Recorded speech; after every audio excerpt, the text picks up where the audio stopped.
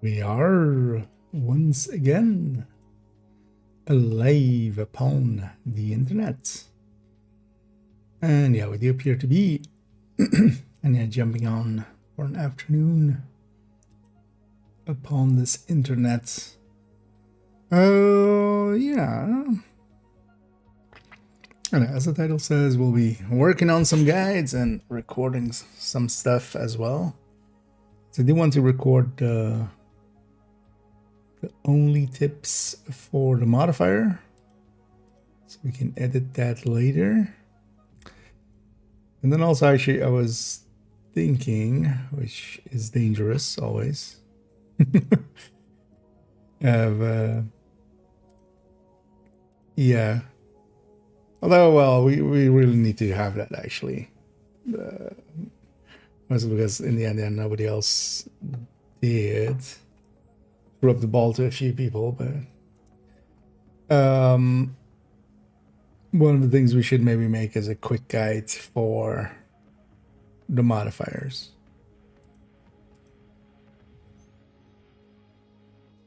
And we might even make a start on that.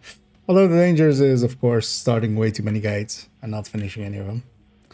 But for now, let's oh, actually, let me quickly do this. There was still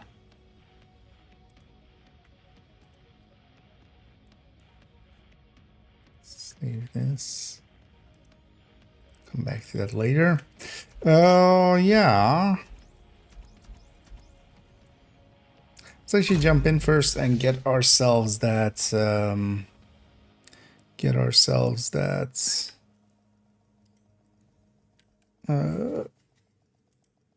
project. Today we get the outfit, right? So let's get that done. See how that looks. Safe area detected. While we kind of warm up. And then later on we'll go and start our recording. What am I running on? Negotiator. Return hybrid. Already here, audio being broken.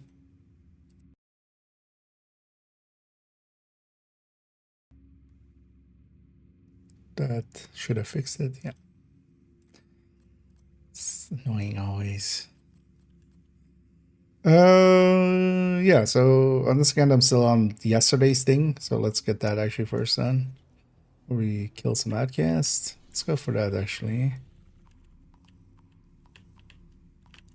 We're gonna target it. Still nothing too good coming from that zone. Outcast. Do you have any like outcast in weird places? I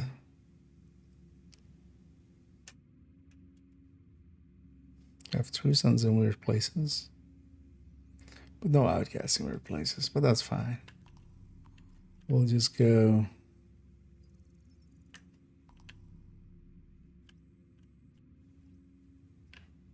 Yeah, it's actually it's all gear mods.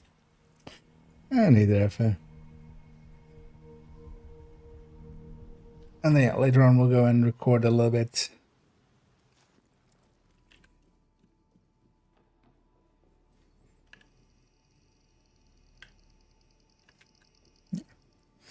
Not that one. Am I on guard duty? Why the fuck are you on guard duty?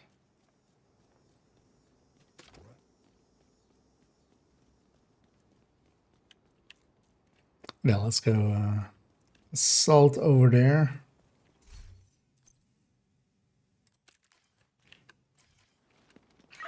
Bored as hell. This guy's just... Shut up, true son defector.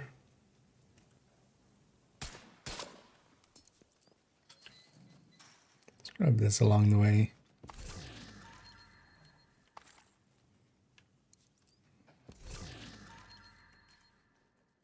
Might as well. And now let's go to that control point.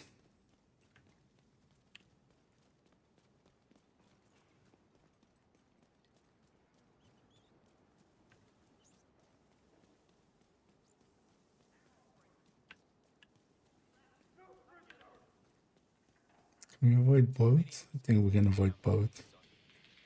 Except my companion. It's annoying when something triggers in combat, even if it isn't actually with us. But certain drones do that as well. The guy just becomes fixated on fighting. The tango's in there. Still. What? It's because of him.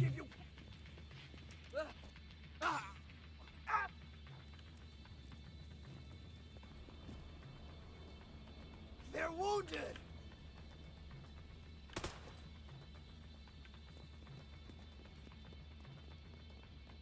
Sorry, please stand up.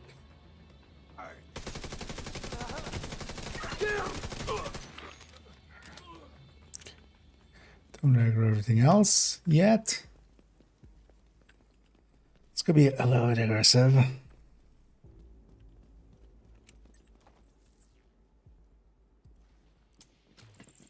Go away. Oh, he has commander. That's interesting.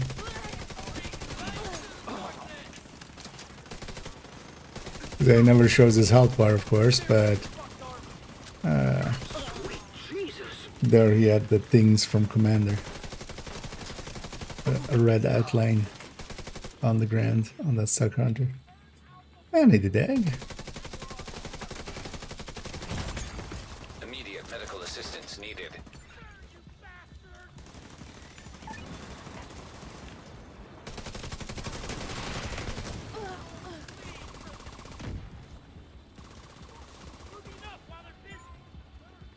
Moving in front of me.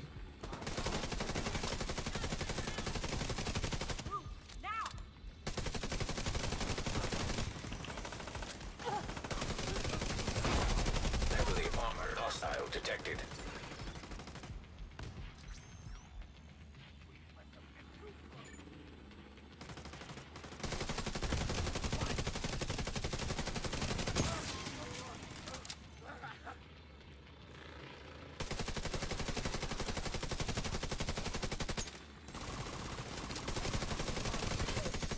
Got that damn outcast.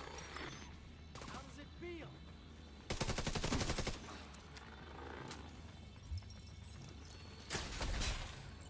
Easy enough.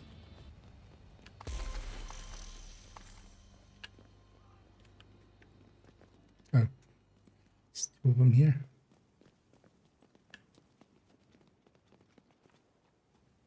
Oh, I should not have the one I want.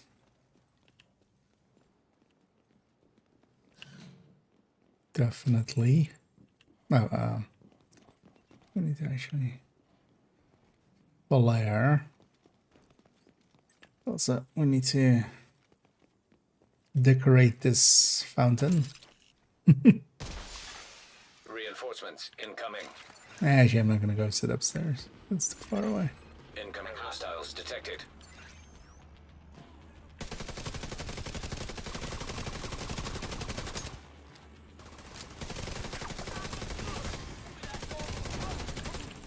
That's one of the nice things with Negotiate as well there. For instance, we staggered that one enemy out of their grenade, which is always fun.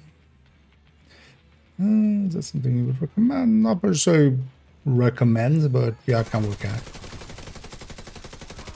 Coco doesn't care about what weapon type it's using, so yeah, you can go with anything. And shotguns are pretty effective. The range limitation will always be a thing. Right? Not every fight can be made to easily be a short range fight. You can turn a lot of the fights into short range fights, but sometimes it's just impossible. But then Coco actually works out because you can have two, you could have a shotgun and an AR. So.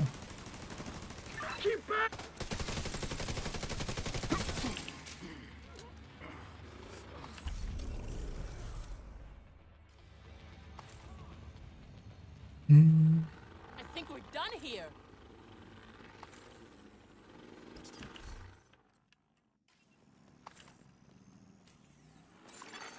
Supply room access. And even with shotgun itself, as long as you're doing something that is close range, you can go Because I would definitely for shotguns consider going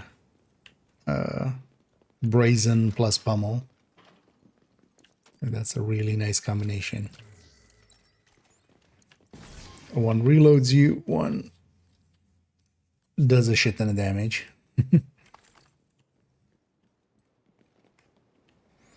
And it is an E. And thank you so much there. I'll go with Flander. And thank you so much for keeping that sub going. As always, much appreciated. Come on, do a sweep. Let's get this. As I'll go, let us buy some silly apparel.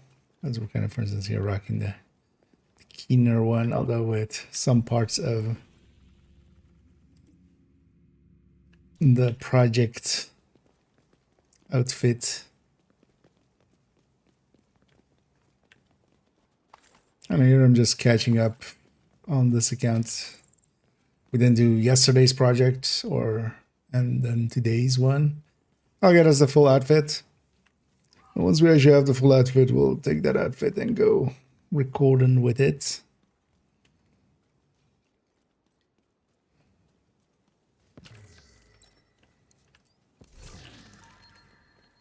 As this afternoon, want to record the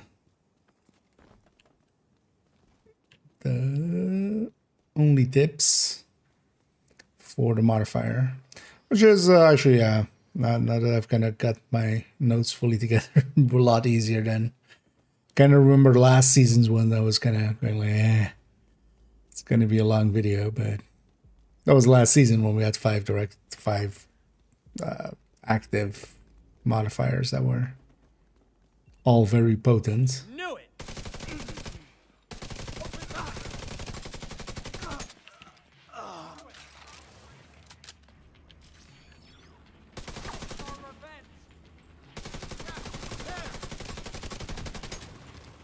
Revenge is to be shot by me and die. That's a bad revenge.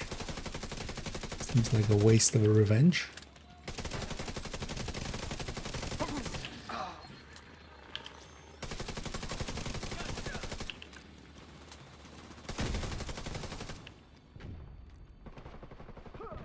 Just gonna blow all that up because I want to take position here. Nailed the bastard.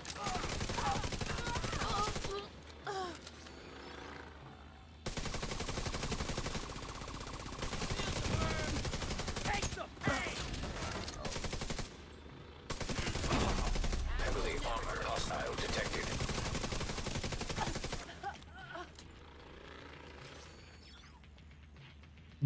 The rest is downstairs. Let's be downstairs.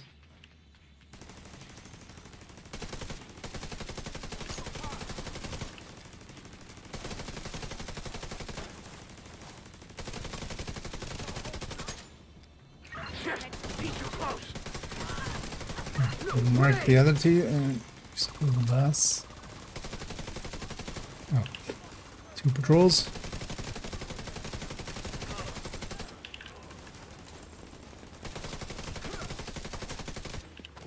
Up. Vital signs critical. The quick kill saving us there. Oh yeah, the quick kill, like as much as some people deride it, is actually a super powerful tool. Because that would have been dead. Or well, not that. It would have been a down. Because I have the companion now, but normally we wouldn't. But yeah, a quick application of the quick heal. They're saving us.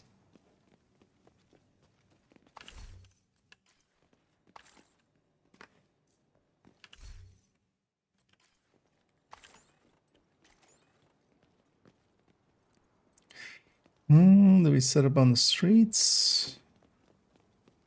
Yeah. Let's be aggressive.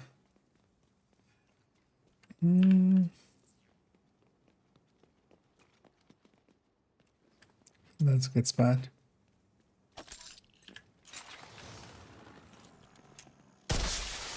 Reinforcements en route. Detecting additional hostile contacts. No way! Just want to be close to me? No! No! Immediate medical assistance needed. Yeah, push it. Oh, Agent down. this is bad timing for that.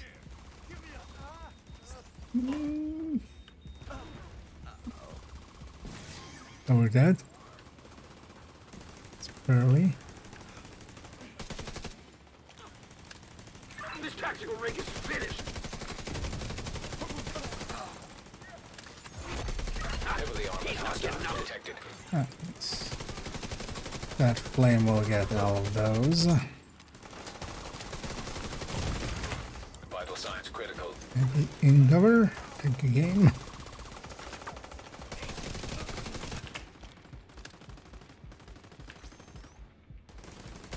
I'm gonna need new armor!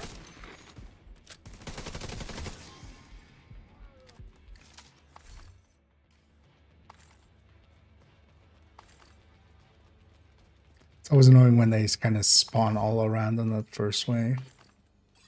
It's always nicer if they just spawn from the door there, but with control points, we don't have any control over, like, facing or trying to cheese it in some way. Agent, hostiles are moving into Constitution Hall. Well, they can have it. Oh, yeah, we got the gloves there, which we already saw yesterday. They're just gloves. I wonder if those are reskins. Ah, that's definitely just a retexture. Supply room access unlocked. Like just the military caps, but then retextured. Or one of the military caps. I'm just going to use. Yeah, it's not great. It's kind of the. Although the thing is, it's not bad. It's just Eclipse is better. And especially now with, because it could have maybe one saving grace that I still actually want to, like, I still haven't messed around with. Maybe I should at some point. But it wouldn't work out now anymore with the diminishing returns on status effects affecting PvE. But a skill damage variant might actually make more sense, because it's setting stuff on fire and then the turret itself doing the damage. Because it does two things. It sets stuff on fire and does fire damage, but it also hits the enemy. Kind of like Stinger Hive, it also hits the enemy and then bleeds them. Because of that, skill damage could maybe make sense, but not with the diminishing returns now, because, yeah, they just... You reduce the duration on the fire and now they reach immunity so quick. Okay, back to hyenas. Oh, let's just go to control points. If we wanted to kind of speed run it, likely doing bank and just getting up to the first boss on normal, and just getting to the first boss and then wiping there, killing the boss, leaving everything, living, you know, something else alive at least, and then just wiping on that boss over and over again would likely get us to 4 the quickest. But we're not in it for just the quickest. Although actually I don't have... we only have that control. Ah, we have these, yeah, actually. You know what, let's go... Yeah, let's go capture these two.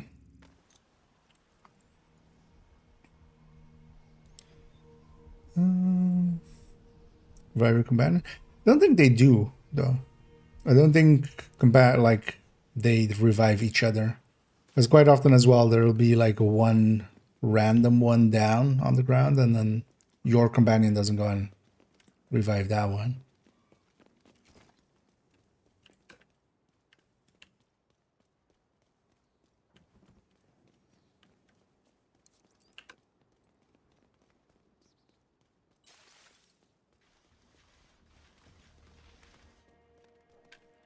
Warhand.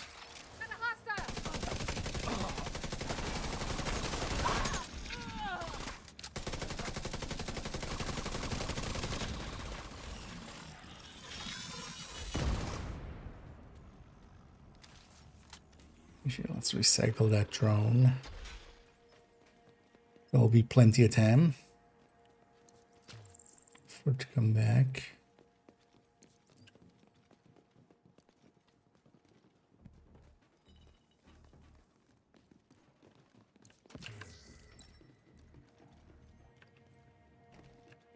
Starting tomorrow, we'll start getting the weapon skins. Nearby location guarded by hostiles. It's random guy spawning. Like, wait, is everybody pissed off already? Serious trauma detected. Well, actually, this isn't the great spot for the build I'm on.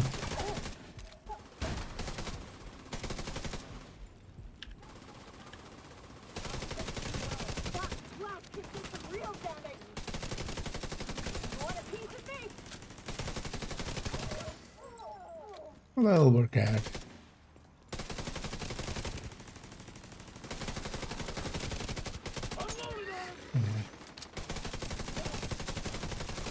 It's always about the trade-off on Negotiator, just like, do I spend more time marking or more time just shooting?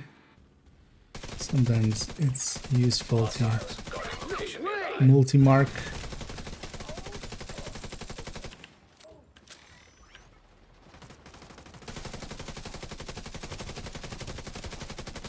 Sometimes also just... Wrong, could you attack the thing I tell you to attack? Really fixated on that one.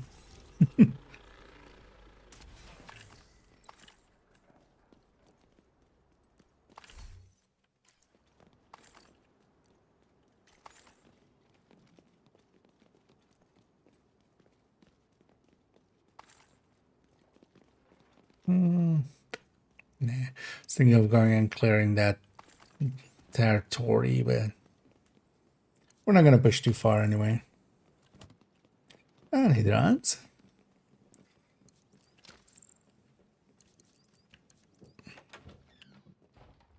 And the store's already open.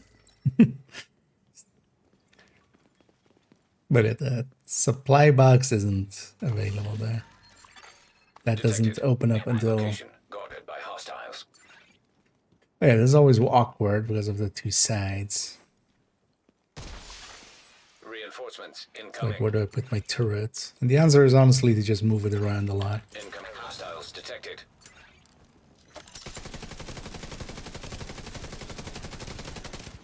Just take it with me.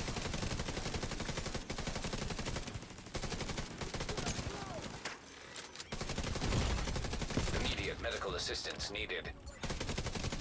Oh, sniper.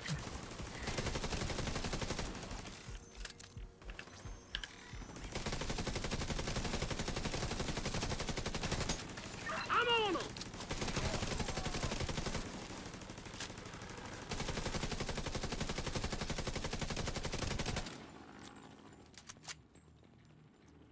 Pushed back.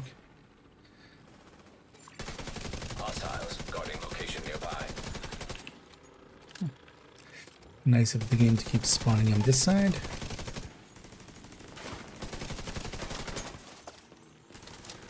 Where's my guy? Over there. Heavily armored hostile detected.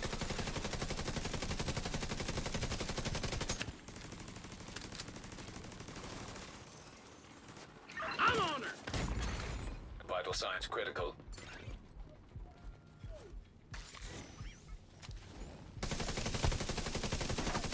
Oh god. Watch it go.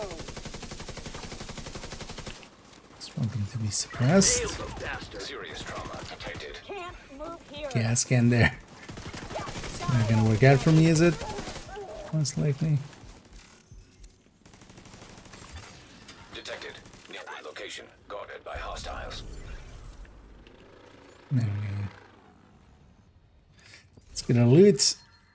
And then let's just go to the other control point.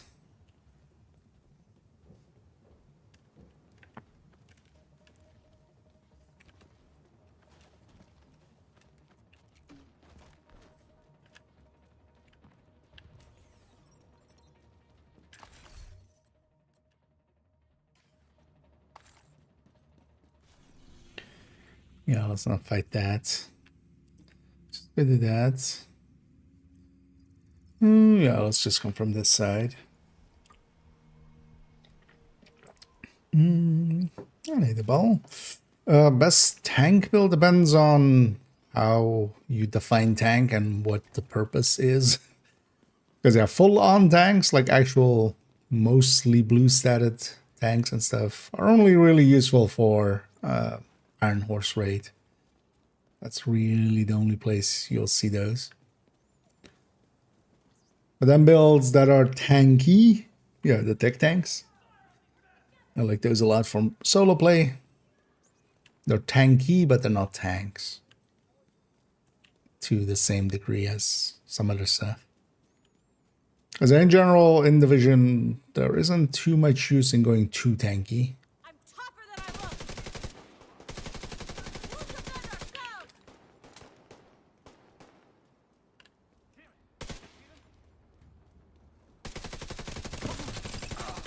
And actual tanks are very limited in their use cases. If you aren't familiar with it, I'll link to the recommended here. And yeah, the tech tanks, they're actually not too far down. And for good reason. It's because I do like them a lot. But there we're just, yeah, taking a memento and especially taking a shield that becomes pretty strong. And then pairing it with a gear set towards damage and such. Used to be a supermarket greeter. This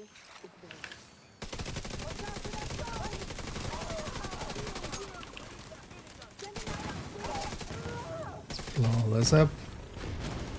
Some movement space.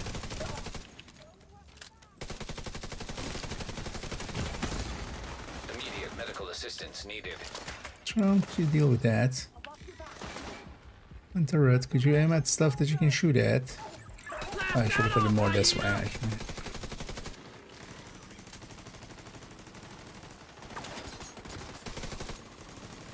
Oh, they're inside?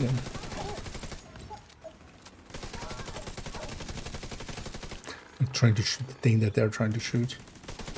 That's inside, it turns out.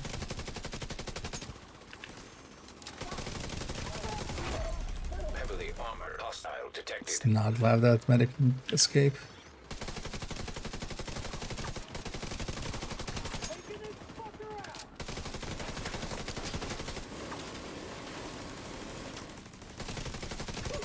Gotta fall back! Where's this guy going? Huh?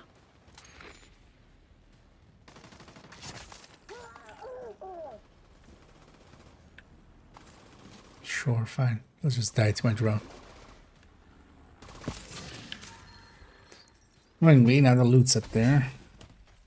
Well, actually, yeah, let's defend. Let's not push forward, actually. Let's just defend from back here.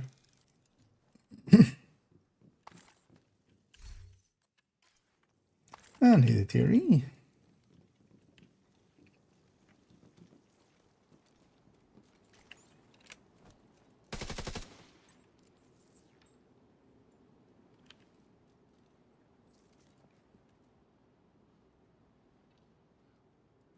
Always annoying to try to get that on top of there.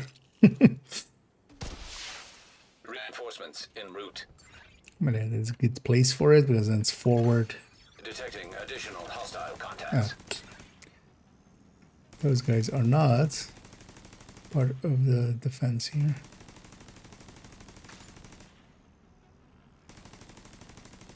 Come from there.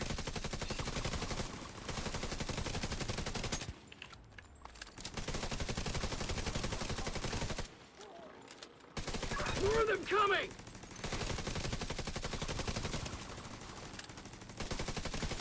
Tango down!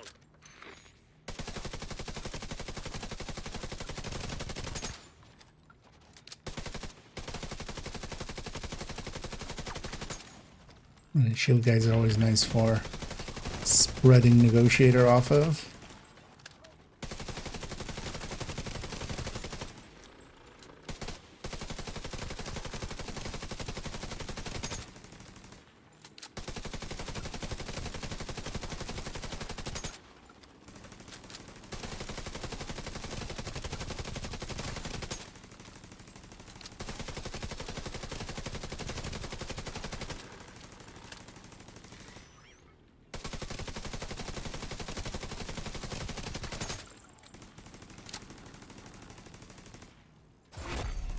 Heavily armored hostile detected. Oh, Reinforcements responding in back place. there.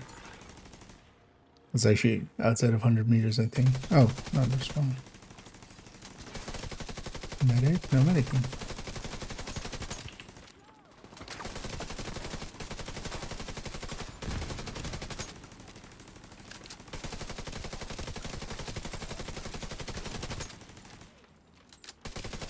Especially with the name on the field.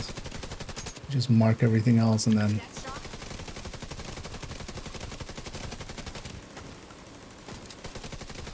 Seems to be that guy you just revived. Next shot will kill you. Just revived today.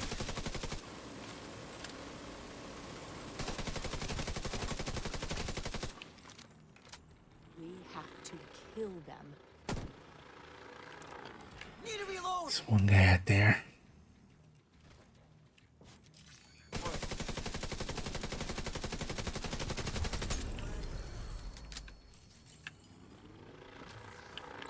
Well, we're out here, might as well loot this first.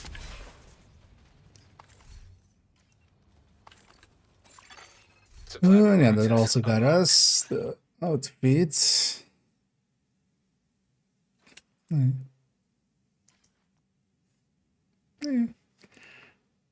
Donated, but also it's nothing special. That's awesome. Oh no, nothing special. Things have improved since you arrived. Okay. We need to guard this place. We can do. This gate actually is also somewhat random. Sometimes it's that gate, sometimes it's this gate. It doesn't seem to follow any... Well, at least no easily guessable reason as to which one is what at what time.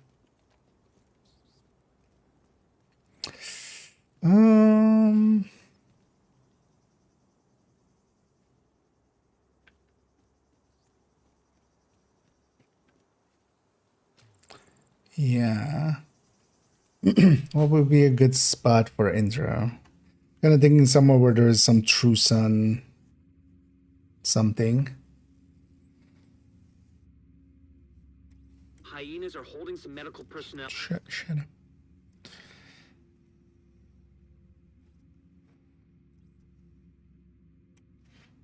It's maybe one of the True Sons missions.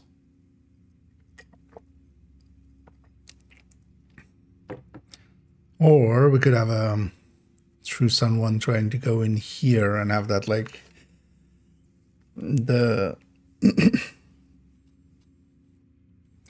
the True Sun thing.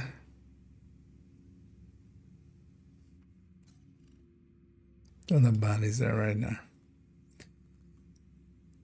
Is that area free accessible? I think it actually is, right? So you go have a look. Lincoln doesn't have much in the form of like flags and stuff for them. I was thinking more of reviews that already, for instance, in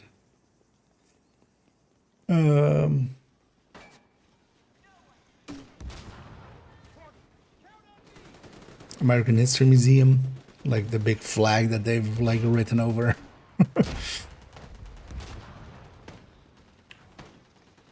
Lincoln doesn't preserve much in the form of like True Sons flag or True Sons.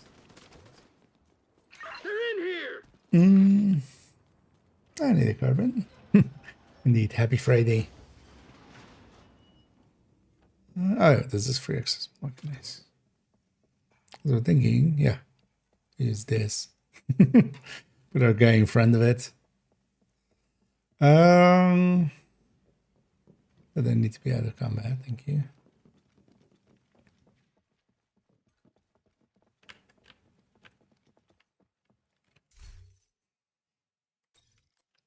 I should go with...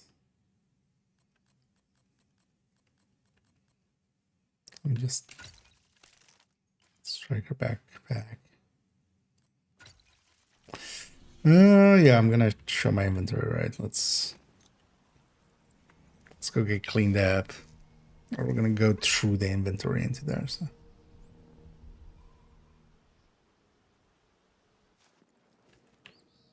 Or oh, you mean for the objectives thing? I was just going for control points. You happy? Just because I wanted to do control points.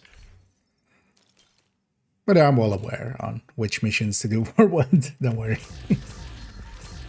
We've had exactly this already several times. These are solved. These are solved conundrums. Ready to make a deal? You do bank for hyenas if you want to, and I then appreciate yeah, your business. normal Lincoln for the true sense.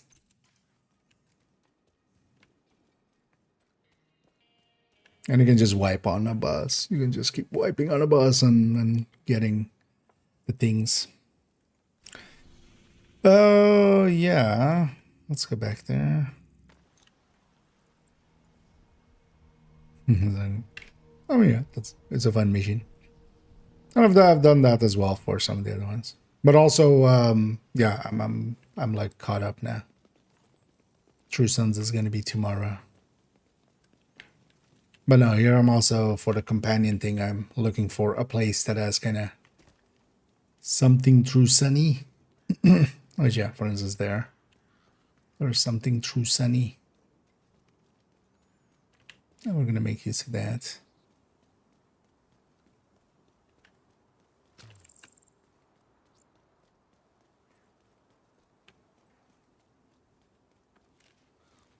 Although maybe I should dress up as True Sun as well then. Instead of this.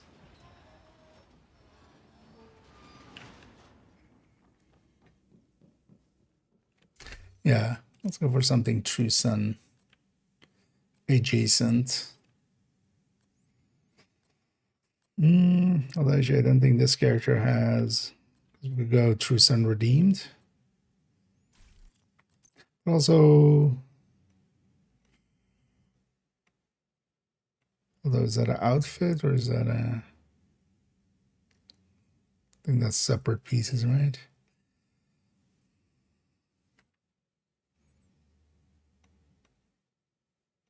Oh no, that is.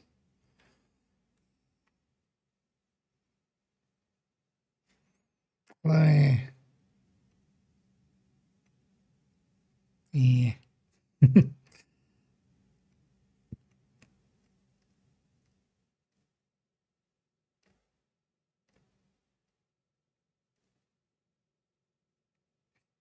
Major Sergeant wasn't an outfit, right? It was separate pieces.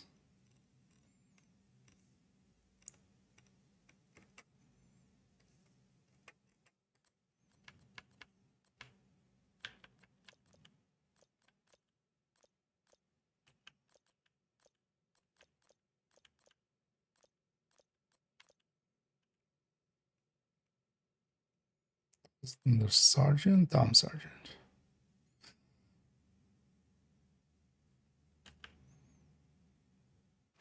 Yeah, let's just go through Sons Redeemed. Then let's go from, yeah. Showing a different character, I have True Sons Redeemed. We just go to them.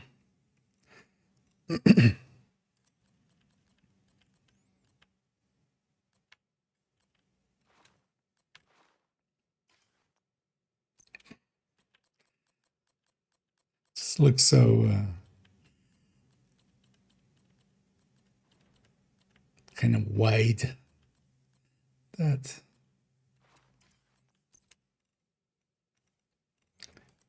those pants. You know, of course, my voice definitely going like, oh, you want to record something? I'm at. Yeah.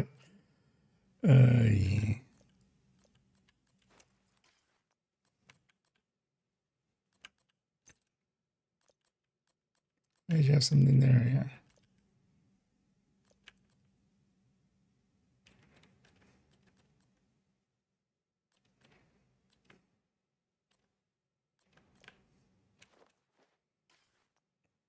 You don't hate that. Oh, yeah, let's go with that.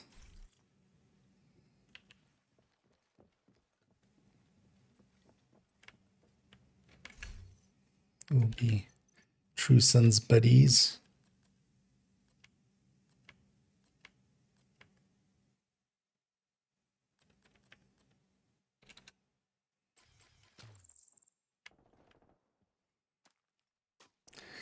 Now, what I want to somehow, actually, $1.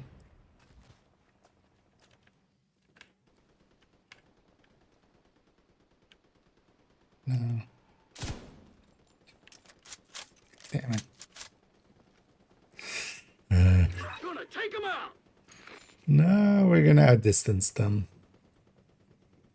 Just gonna run far enough away to despawn them.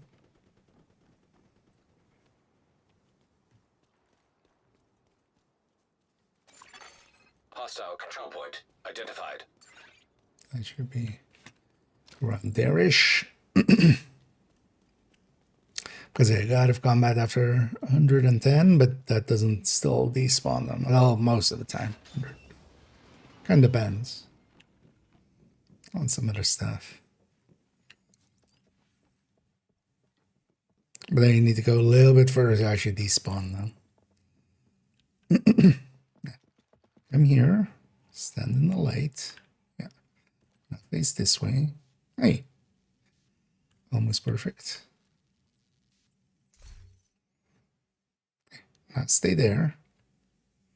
Don't move.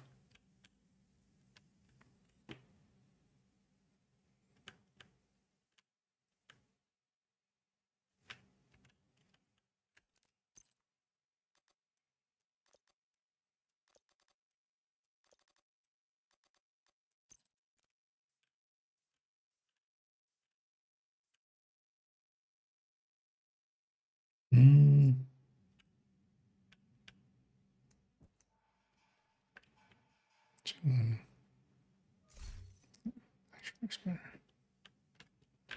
Sure, let's take the thumbnail here. Gonna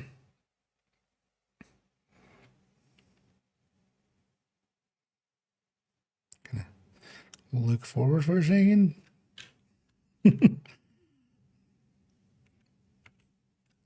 We'll take this as our kind of like that actually with the founding fathers on the there too.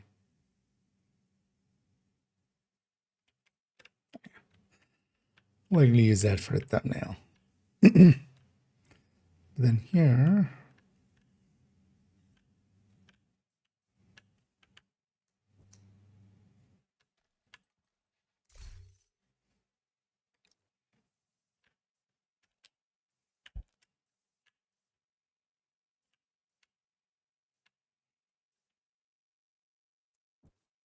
just pull that out.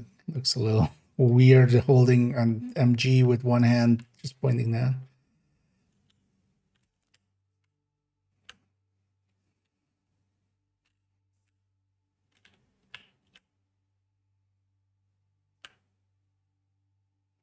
Oh, yeah.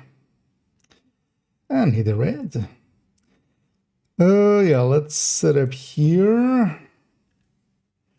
And then we're gonna go do some recording, as the title says. Oh, where's the thing here? Select level modifiers, then journey and how to get the modifiers.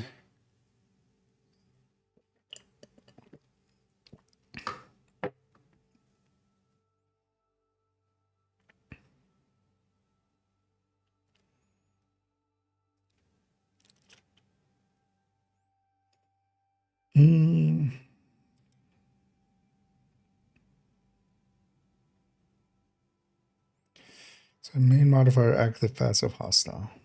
That order.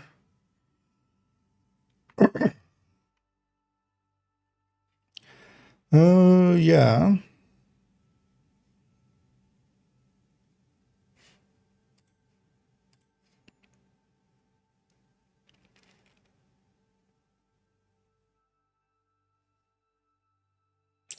Actually, maybe we talk about recruiting separately.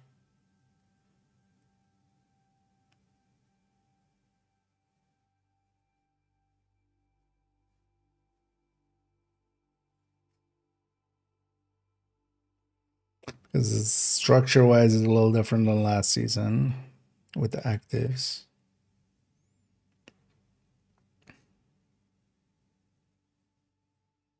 Let's record the intro first while we have peace and quiet still, because that might change here.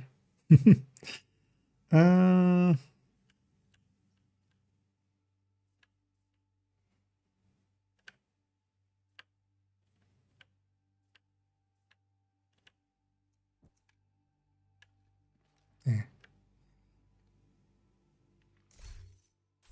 Yeah. Yeah.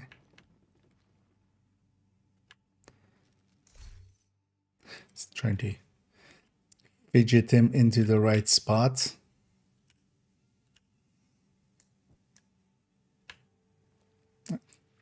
Didn't hit you, dude.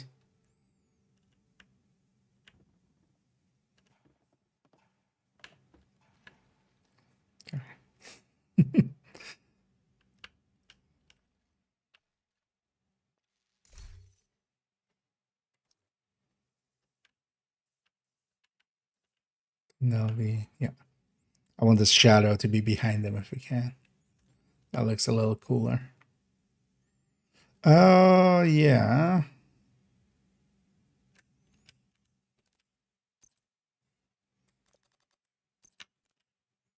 Let's make it even brighter. You can see his footsteps. Maybe we don't show the ground too much. There we go. Yeah, let's record an intro. So I'm like, yeah, only tips, global modifier, command link. Hey, year 7, season 3. Yeah. Yeah, let's get it going. Yeah. Hi, am I? Whoa, wow. I couldn't. There was no power in the voice there.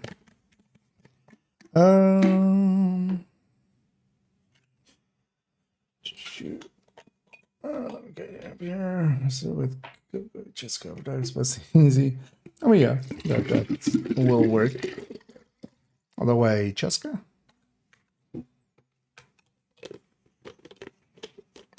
Because I'm guessing that's the chess slot. Equalizer is overall kind of for the obliterate side of things, and then sacrifice for glass side of things. And pristine for focus side of things. Yeah.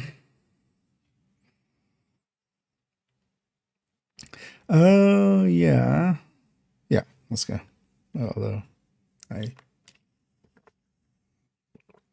refill that just to have that. Oh yeah, let's get a little louder for recording. Yeah, let's go. Hi, I'm IKEA, and I'm here to give you only the tip. Today on retaliation. Why did my mind go retaliation? Because I also retaliation is kind of on my head for an only tips, but yeah. Hi, I'm IKEA, and I'm here to give you only the tip. Today on the global modifier for year 7, season 3, called command link. Yeah. Make sure audio works fine and stuff. Give you only the tip. Today on the global modifier for year 7, season 3, called command link. Yeah. Wait, I did say year 7, season 3, right? Called command link. For year 7, season 3, called. Yeah. So then I wasn't sure if I said.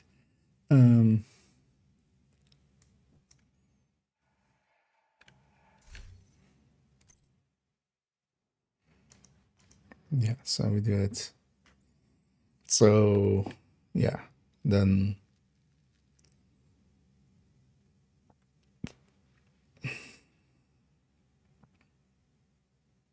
Yeah.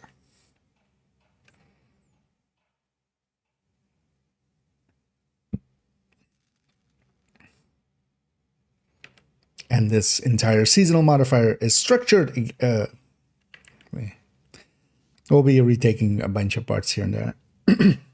But I'll be doing like short segments, so. But yeah, we'll be redoing parts as I kind of stumble through words. Sometimes I just retry. With the only tips, I try to keep them a little bit more as if they're scripted, but they're still not scripted because that would be too easy. Still want to make them too hard. Yeah.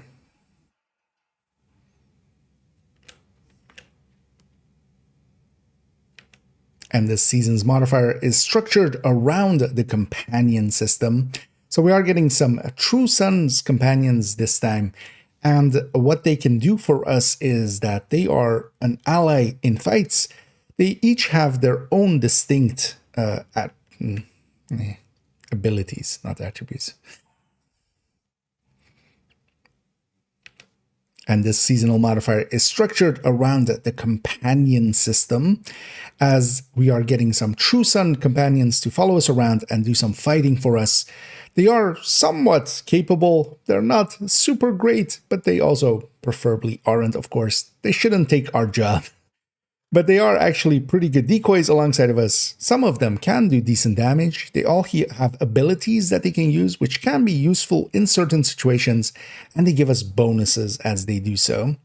So we'll be going over what the companion can mean for us, but then also, of course, we still have some passives and some actives, even though the actives are mostly the companion system. And we'll go through the command link itself, which can provide us bonuses if we use it either with or without the companion. Yeah. That one's fine. Just it's kind of the intro into that.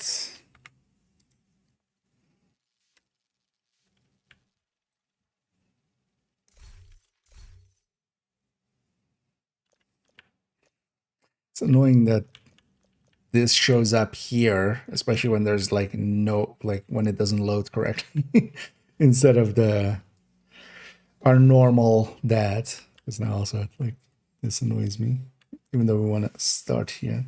Let me catch up here. How does I'm now?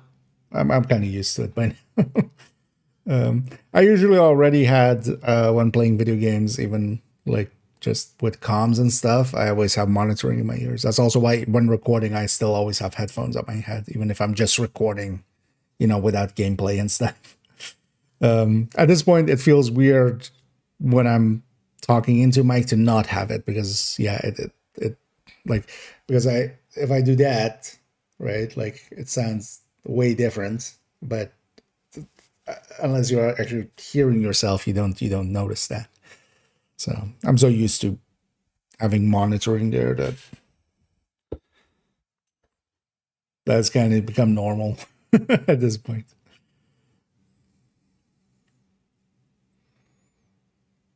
Because also, if I don't have it, I'll start getting louder and louder and louder. Partially because also I like playing with voice, so I've quite often just with a mic in front of you and just playing around and just trying to do, because how it sounds in your head is completely different than outside of your head, of course, with doing weird voices and stuff, because we can kind of go like this or we can go like this. Right, like but if you're not doing that with a mic, it's kind of hard to tell what's actually happening. You're kind of trying to that's kind of mess with it. Oh, yeah. Let's go back here.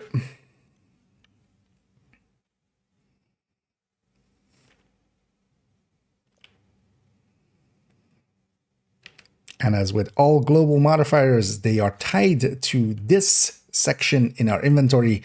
This is the Isaac brick. In here, we can go into it and then have our passives, actives, and the global modifier show up. As with all global modifiers, we need to activate it. We can toggle it on and off. It is intended that you cannot have a global modifier and a global event at the same time, but there is, of course, some ways around that, as a lot of people have accidentally as well discovered. But out of combat, you can activate and deactivate the global modifier. When you do, you will get the main command link right away, even if you don't have actives or passives, because you will start without. There's also a passive section tied to the global modifier that you do need to recruit allies for, and we'll explain that in a minute. But overall, yeah, activating it turns on the global modifier, and of course already as well turns on the hostile modifiers, and they'll be active right away.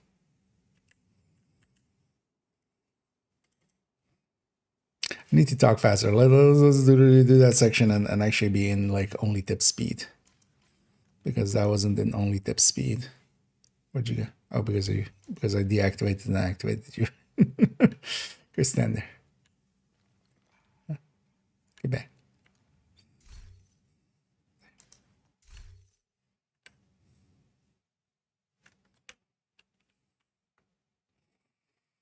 Yeah. And as with all global modifiers, they are tied to this section in the inventory. The Isaac brick up here next to our specialization weapon. When we go into there, we can see the main global modifier. We can see and adjust our actives and our passives. And of course, also view the hostile modifiers by going into this section.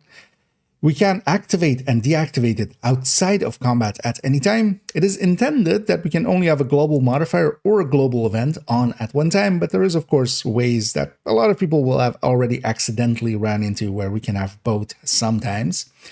By having the global modifier on, though, it should deactivate the global event. But outside of combat, we can deactivate it and activate it at any time that we wish.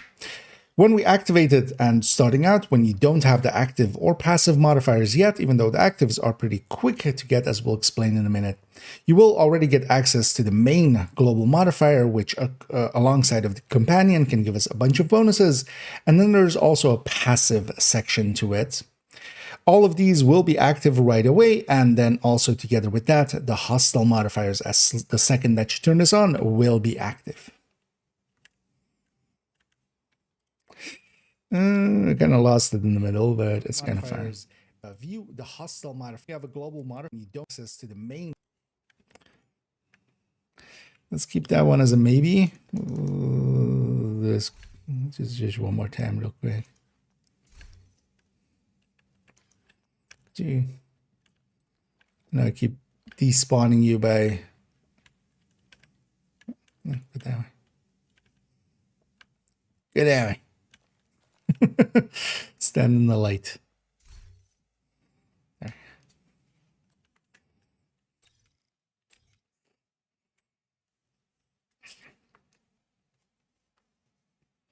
Actually, let's do it like that. Yeah.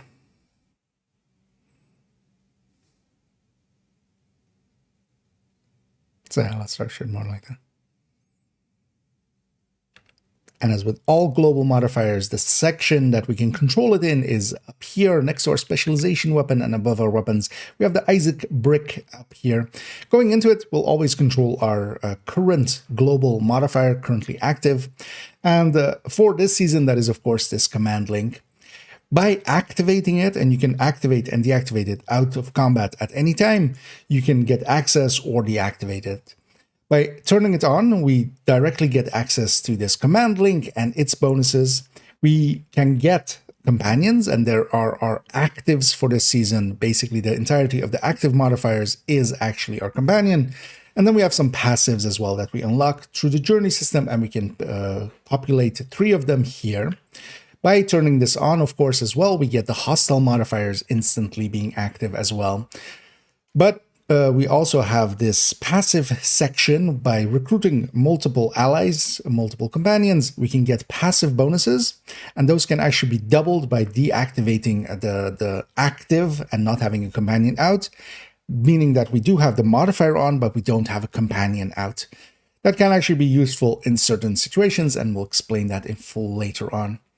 But by itself, once we have a companion as well, we can actually get from the command link several bonuses as are listed here. That already makes it pretty worthwhile. And yeah, we do have to deal with hostile modifiers, but we also gain a lot of damage through here.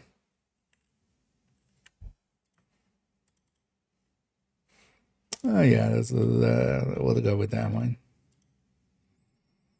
Yeah, so that's that.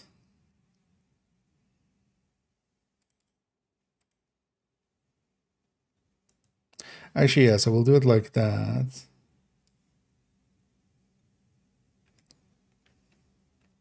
Yeah, we'll just explain the journey one. We don't need to do...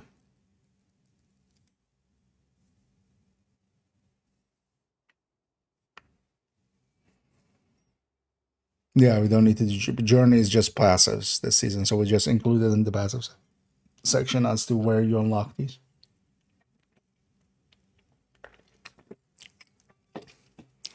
Yeah. Let's go to the main modifier.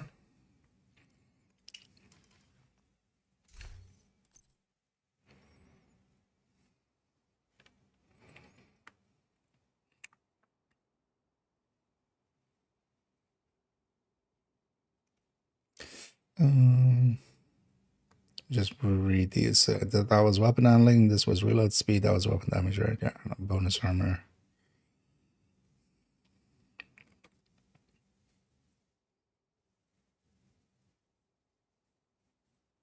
And then we do the passive section separately.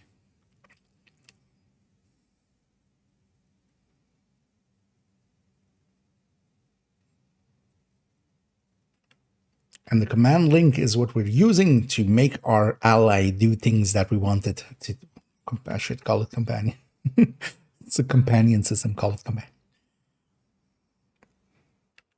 And the main command link modifier is the thing that we use to control our companion.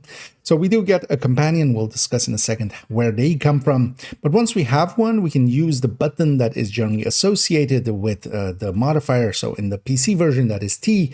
And what we can use this time around is instead of just having an active that we activate by just pressing it when it is available or when it could be activated or when its cooldown was over, here, instead, we're using it as our control module. So if we are aiming, ADSing, and pressing T, then we are making it so that our companion will target our enemy that we're facing, and then, kind of lost it all. Let's go back.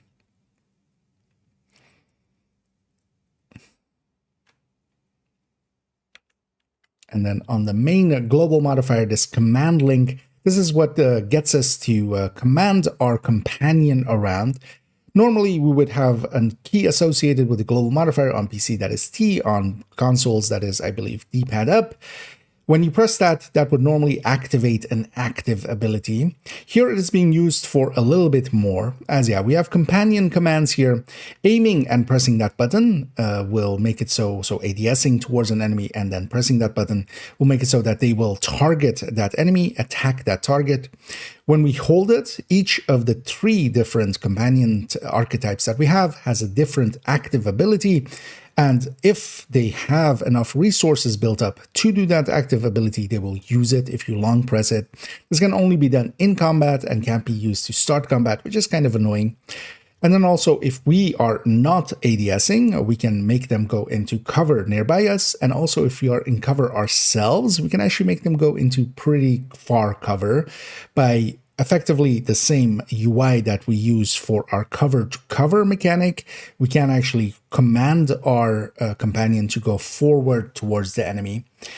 Also, alongside of that, the second we turn on the companion and we have one and it is active and out, anything that some of the things that they do can actually reward them with both the command link points, that is what is used for that active ability that each of them has, but also some things, some actions can actually provide us with bonuses. So for instance, priority kill here, companion kills your marked target, that grants us 40% weapon handling and 10% rate of fire for 10 seconds.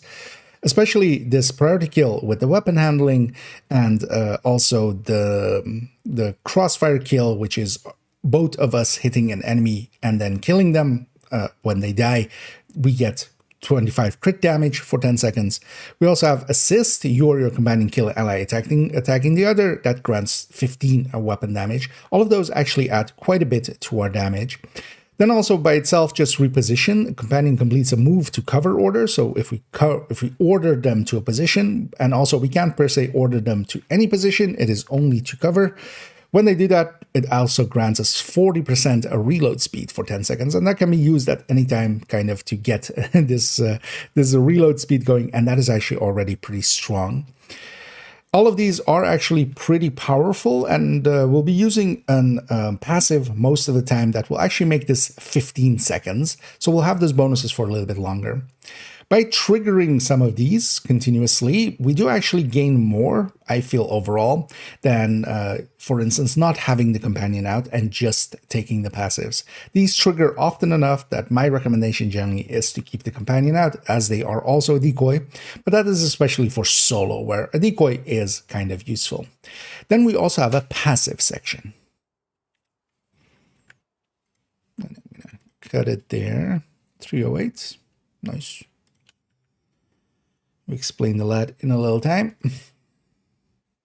As for those coming in, I'm recording for an upcoming video, so I'll be kind of mostly focused on that, but then in between I'll be checking chat and stuff. So if you do have any questions or anything, feel free to ask. That might take a minute before where I'm out of there. Yeah.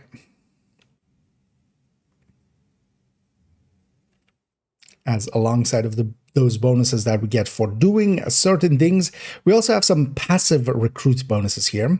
This is contingent on how many of the different archetypes we have recruited. This is per character, where the leveling on the companions is actually account-wide, but this one is per character. And what this requires us is to actually recruit basically 10 different assaults, 10 different medics, and 10 different engineers to get the full bonuses. It is actually recommended to just go and get these bonuses real quick. There is actually a trick and a cheese to it, where you will have seen companions being in safe houses. If you recruit them in that safe house, and for instance, if you have an assault in the safe house and you have an engineer in that other safe house, if you jump between and you go and recruit that engineer over here, if you jump back, and even though it doesn't show that you can recruit that assault again that was in the safe house, you can go up to them, press the button to interact, and it will recruit them again. If you can find one of each archetype on a map by just going around and checking the safe houses, you can jump between those 3 safe houses, get it done basically, and recruit these 10, and then have this bonus already there, and then later on kind of pay attention to some of the traits that the active companions will have, because that then becomes important. By recruiting 10 of each, as we have done here, we gain 15% weapon damage at full, 20% hazard protection here at full, and 15% skill efficiency. That is when the companion is, or what this system is active and the companion is out, because these bonuses are doubled when the player has no active companion. There are 2 ways of doing this. In a group setting, basically not calling in if nobody calls in their companion. If you're loaded in a group, then yeah, it won't come out. The other one is actually just to unequip it, where we can go in here and just unequip our actives. We have no active equipped here. Because of that, they won't be out, of course.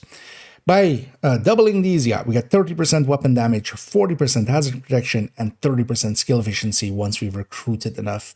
These are pretty good passive bonuses. Overall, though, yeah, my use case for this, mostly, especially solo, is to keep the companion out. They are actually useful enough as a decoy. We still get half then of the amount we would get if they're not out. But actually these teamwork actions that we have here add up to be more damage overall in general play, by just sometimes sending them into cover, sometimes making them target things. But just by itself, this crossfire kill happens a lot, and this assist also happens quite often. All of those do make it so that overall I feel having the companion out, especially solo, is the way to go. In a group setting though, it is more beneficial, I feel, just to not have them there to get in our way. And generally in group settings, I turn them off and we just go with these extra bonuses.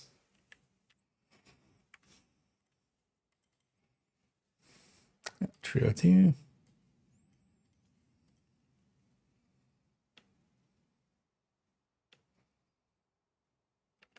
lastly, let's go over the rule set a little bit.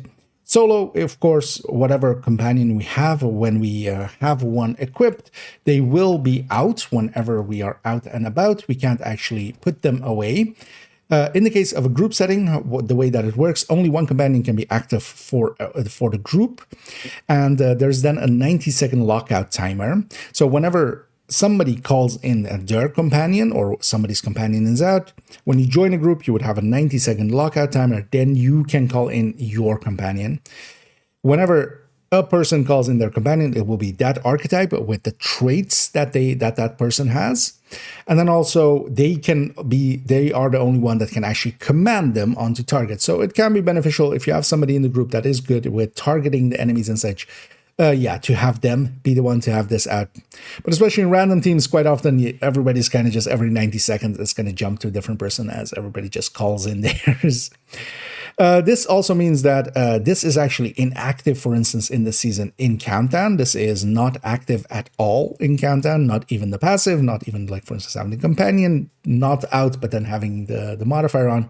It is completely inactive in Countdown, which is quite a stark difference from previous seasons where, the modifiers generally have been on in Countdown. Likely done to avoid having any issues with this system.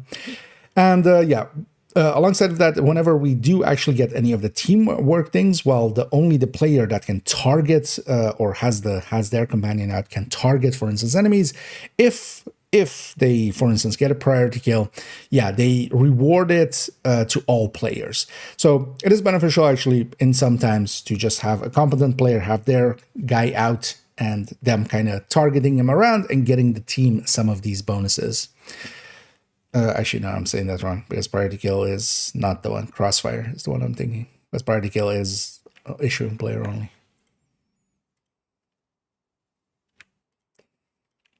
Got that run. That was also good. I was kind of stumbling my words. And then let's quickly discuss the rule set for this companion system, especially in group settings, because solo, if you have a companion equipped, it will be out at all times. And then let's say that differently because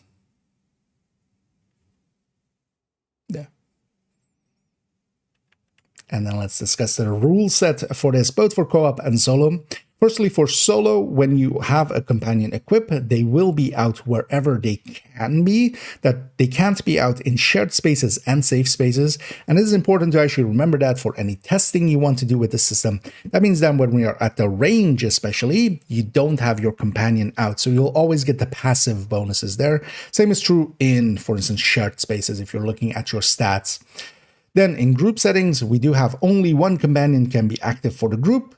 And then there is a 90-second lock applies to when one is summoned. The way that this works is basically one person can have theirs out. When they activate theirs, it is a 90-second cooldown effectively on everybody else before they can summon theirs. Shared actions like crossfire, assist, and buddy aid and such and collateral will be rewarded to all players. So if you share in, for instance, shooting an enemy that the companion is shooting as well, everybody will get crossfire when one person basically does that. But then priority kill and reposition rewards are only for the issuing player. The way that this then works out is you can kind of have the companion out, but especially because we don't have that priority kill bonuses, which is the 10% rate of fire one, and the reposition award, for the reload speed one that is pretty easy to trigger, that's only for the issuing player. And the other ones are pretty good still, but because of this, generally in group settings, we just don't take the active companion out, but we just take the passives generally. Also, in random groups, you have basically no control over it. If they have their companion equipped, they can call on it, and then it will be out. And then generally what happens in randoms is just everybody calls theirs on a 90-second rotation, which is kind of annoying, but it does behoove it, if you are kind of coordinating and you want to have the companion out, to have it be somebody that knows how to run the companion system. If they can get it so that we get more crossfires going and such, They will help the group, but yeah, those priority kills and such are only for the player issuing the commands. This is also completely inactive in Countdown, which is actually in stark contrast to other season modifiers where in Countdown they were still active, likely just to avoid the issues of do we put one per subgroup or such, or how do these bonuses then work, or keeping track of all of these bonuses as well. They have likely taken to just disabling this entire system. But yeah, in Countdown, where normally modifiers are actually a pretty powerful option, they are completely disabled here.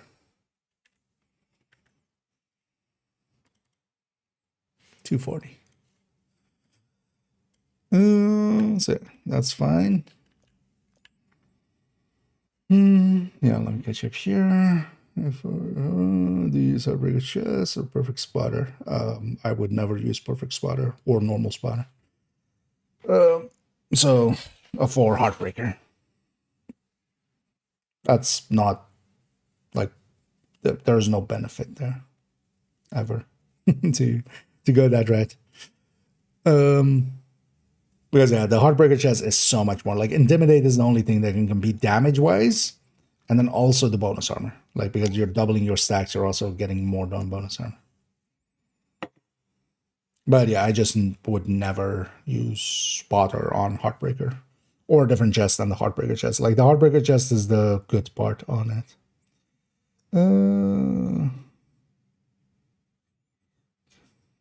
Pick that event.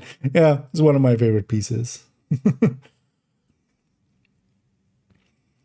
So we use it a lot. Just, yeah. As was said there as well. Although for hardcore, yeah, for hardcore I use the Memento, of course, kind of tech tank style.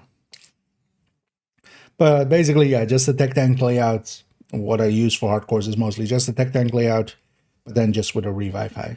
And then sometimes I go gunner as well and just give up a yellow core if we don't have the artificer anyway. 5-tier shield still, but then also the armor on kill, and then the Memento to kind of keep us alive, and the revive high to revive us. Because in hardcore, still, you know, even the tech tank sometimes you get downed. So,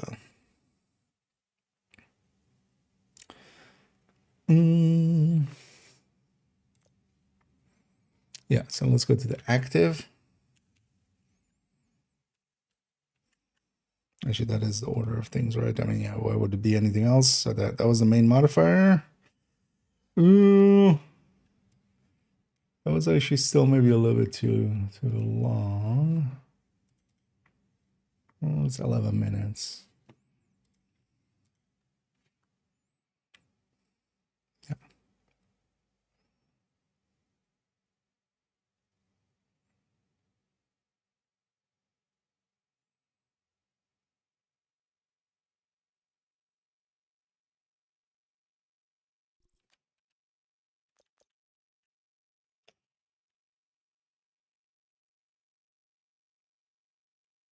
Now let's start there.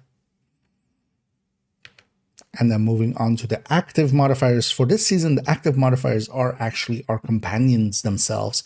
So we equip different archetypes of them. We have Spearhead, Tech Line, and Quick Fix. This is basically Assault, Technician, or well, Engineer, Technician. Let's try it again. And then moving on to the actives for this season. The active is basically our companion. It is the companion system. Here we have 3 different actives that we can equip. When we do so, we select our companion this way. We have Spearhead, we have Tech Line, and we have Quick Fix, which basically equates to an Assault, an Engineer, and a Medic. And by selecting them here is how we basically select which type we want alongside of us. Each of them has their own benefits. For the Assault, they are much more aggressive than some of the other ones. They tend to be a little bit more tanky. And also they have an RPG that they can fire. That is their active ability. So when we long press that T button on PC or long press the D-pad up on controller, then they fire that RPG. When we use their active, each of them as well has a little bonus for us. And for instance, in the case when the spearhead fires their RPG and doesn't need to hit anything, as long as they fire it, we get 15% damage to targets out of cover for 10 seconds. In the case of the tech line, the engineer, we get 15 skill damage for the duration of the turret. And for the medic, we gain 15% armor on kill for the duration of their support station being out, which is actually pretty strong, even beyond the support station being able to heal us. This 15% armor and kill is actually pretty useful. Then also each of them has levels. Here we are already at level 3. For each of them, they all start on level 1 and have 2 levels to go through to get to level 3. What they get is when we level them up, we get extra effects. So for instance, here at level 3 with our spearhead, we are getting both the level 2 and level 3 bonuses. They're cumulative, and we get some explosive damage, and then actually they're not cumulative. Because no, is it cumulative? I'm not sure if the stats are cumulative, the effects are. No, because this isn't 17 meters combined. But I'm not sure if the stats are cumulative actually.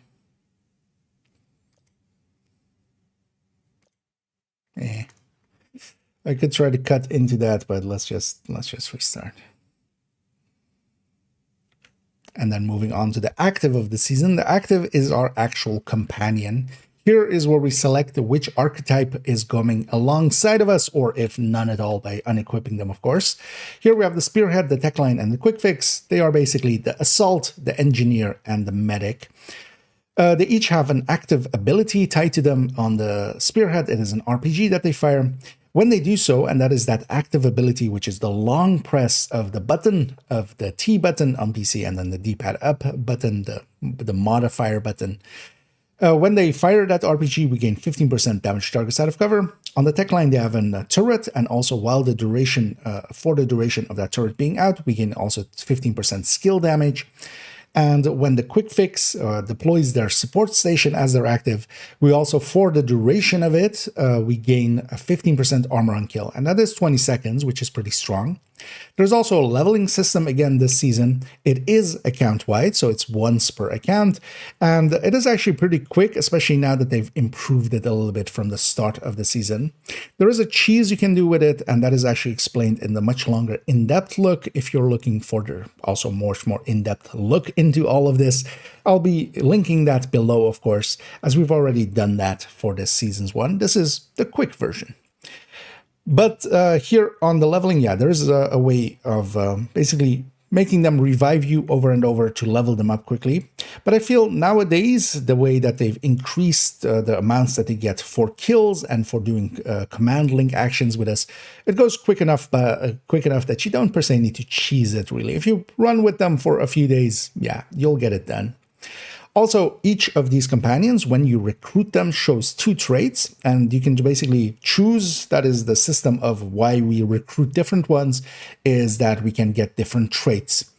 Their traits can be actually very impactful. So for instance, here on my spearhead, I have plus 50% threat generation and plus 50% armor. And then also this 20% chance to instantly execute enemies below 20% armor. And this actually works for a lot of things, especially some of the more strong enemies can be sometimes deleted by this, which is kind of nice.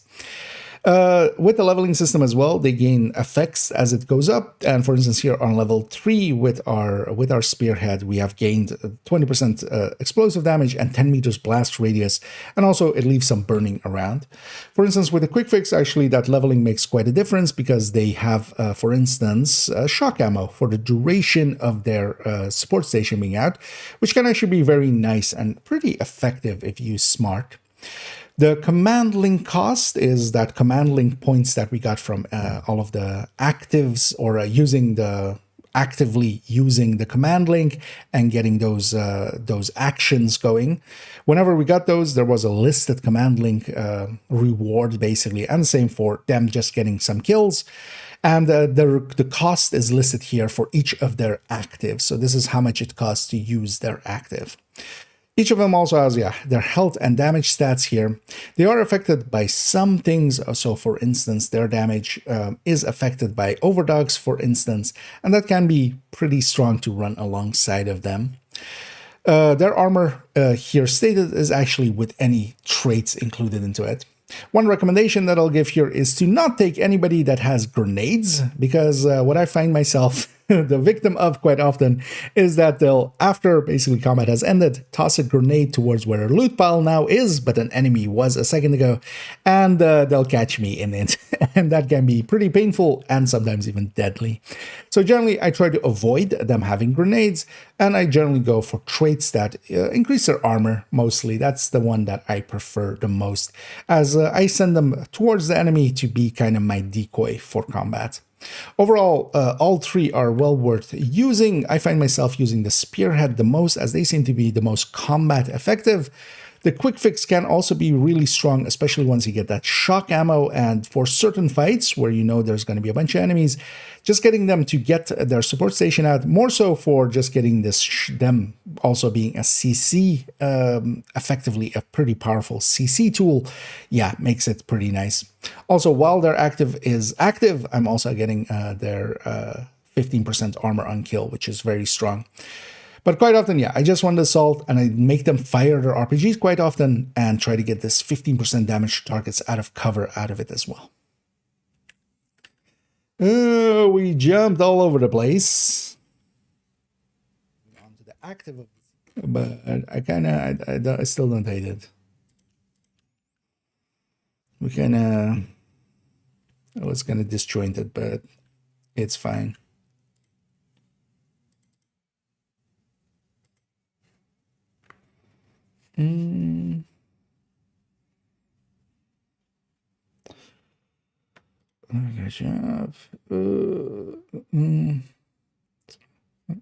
Although nowadays also consider unit. Unit actually has my preference over Cheska nowadays on Heartbreaker. It's not a big difference there.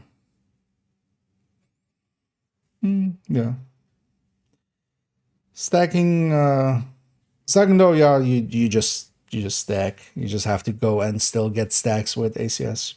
Thing is though, you can always go with that's why quite often as well on hardcore, actually I go more with Striker. That's like, I don't mind the Heartbreaker, but the Heartbreaker's real effectiveness is in being more aggressive, which on hardcore you don't want to per se. So I find myself using the Striker more. And then just Striker, tech tank, so Obliterate Chest, Memento Backpack, rest the Striker, and then tech tanking it. But then without the Artificer.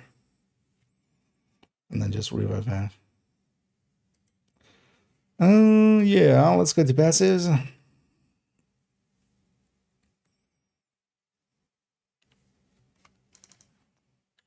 Actually, you know what?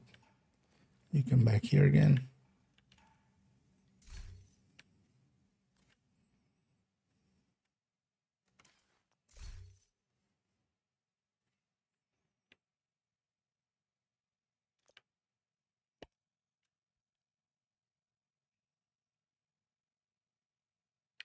And next up, we'll go to the passives. First, let's discuss where we get them from, because they are not, while we recruit allies for our actives effectively, that is not where we get our passives from. Our passives are from the journey, and they're actually tied to claiming the reward on 2, 3, no, not 2, okay. 3. I've corrected that, but let's just redo it. And then let's go to our passives. Well, the actives, of course, when we recruit one of those allies, and we will get a mission actually to go and recruit one of the assault spearhead. And then let's go to the passives. Unlike the actives, where we'll also even get a mission to go and recruit one spearhead right away when we kind of log in, the actives are that by recruiting some companions. The passives are still tied to the journey here. So under journey mission 3, 4, 5, 6, and 7. We have a bunch of the passives tied to them. We have to claim these, and they are no longer actually underneath some of these passives. The passives aren't under some of these challenges. Let's try again. Words, they're hard. And next up, I'm still laughing. Oh, also Holy Sun. Suddenly see just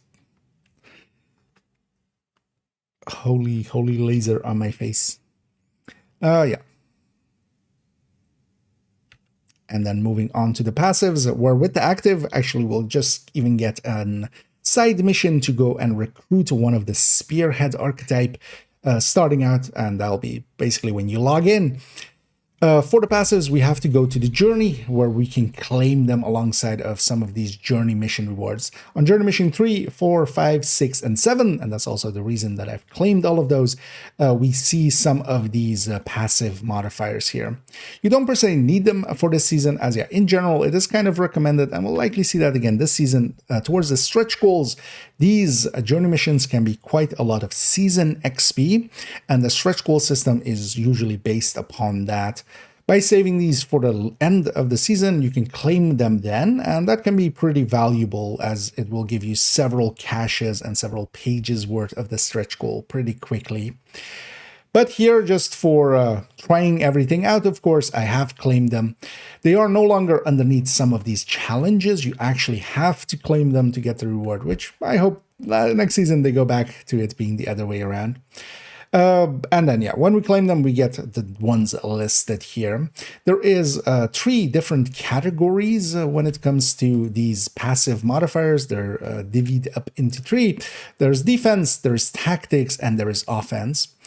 We won't go over all of them. If you want that, again, the in-depth look, we go one by one and explain each of them. The ones that I find myself coming back to, and basically the one that I've always have equipped, is this command discipline. This is your command link buff durations last 50% longer. This is those, for instance, when we priority kill an enemy, where we target our ally, our companion onto an enemy and they kill them. We get that rate of fire bonus. That would normally be 10%. Now it's 50% longer, so we get 15 seconds out of it. That makes it so that, yeah, those durations go up by 50%, and that's quite a lot. Instead of the 10 seconds, having 15 seconds of extra rate of fire really does make a difference. So this one I have basically always equipped. Then we have a bunch of choices we can go with. One I find myself using quite often is this priority channel, where we do get a little bit more command link buildup. And this especially alongside of having, for instance, traits on your companion that builds them up a little bit quicker, makes it so you can use the active much more regularly. That can be useful if you do that. You have to actually be using that active regularly, because yeah, otherwise the command link doesn't, the command link percentages build up. They don't do much unless you're using the active. That's the only resource they're being used for. They don't make your allies stronger, nor you just by themselves. Another one I find myself using quite often is this target paint, where they will pulse the enemy that they're shooting at, making it, first of all, easy to spot which enemy they're shooting, for instance, for getting a crossfire, but also by them just pulsing the enemy when they damage them, reveals the enemy to you, of course, as well. And you can see what they are, what archetype they are. This no escape is the only one that really adds a little bit of damage, but it is a little bit of damage. We only get 15% of headshot when you and your companion aim at the same target. We don't have to be shooting at them. Just by targeting basically our companion onto that enemy, we can get this 15% headshot damage extra. It is one of the minor increases to damage that we have here available, but yeah, not a big one. Overall, a lot of these other ones aren't per se weak, but they don't come highly recommended. For instance, this status effect one can make your companion kill a lot more quickly, and that can be actually strong, especially if ran alongside of an ongoing directive. But yeah, generally I don't find myself using many other ones, even though some are pretty strong and some can make your ally quite tanky. I find myself mostly especially using this command link buff to increase our duration on those command link actives. There we go. Kept it brief. 4 minutes still, but...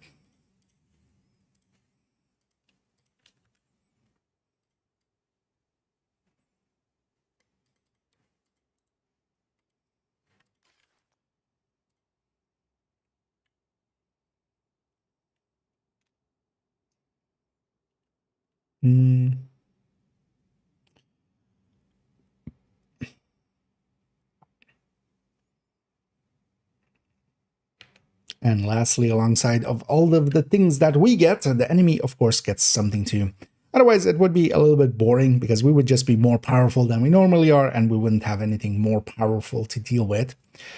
The main one to kind of consider for this season as our nemesis, even though it has actually been reduced by quite a bit since the start of the season, is this commander. This will be a blue mark on the enemies. They will have this icon above them.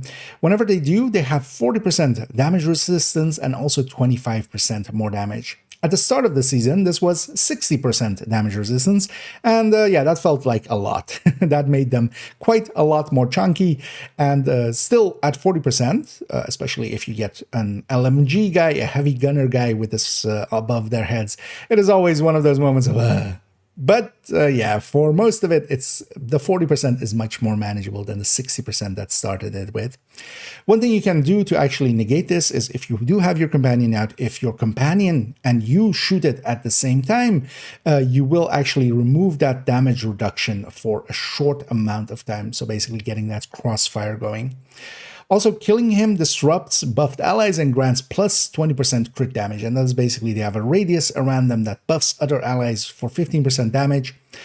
But yeah, we get 20% crit damage as well when we kill them. And that 10 seconds is actually pretty good for that amount. Then we also have fire teams. This will be 2 enemies that spawn together. They will have red icons above them and a red line going between them.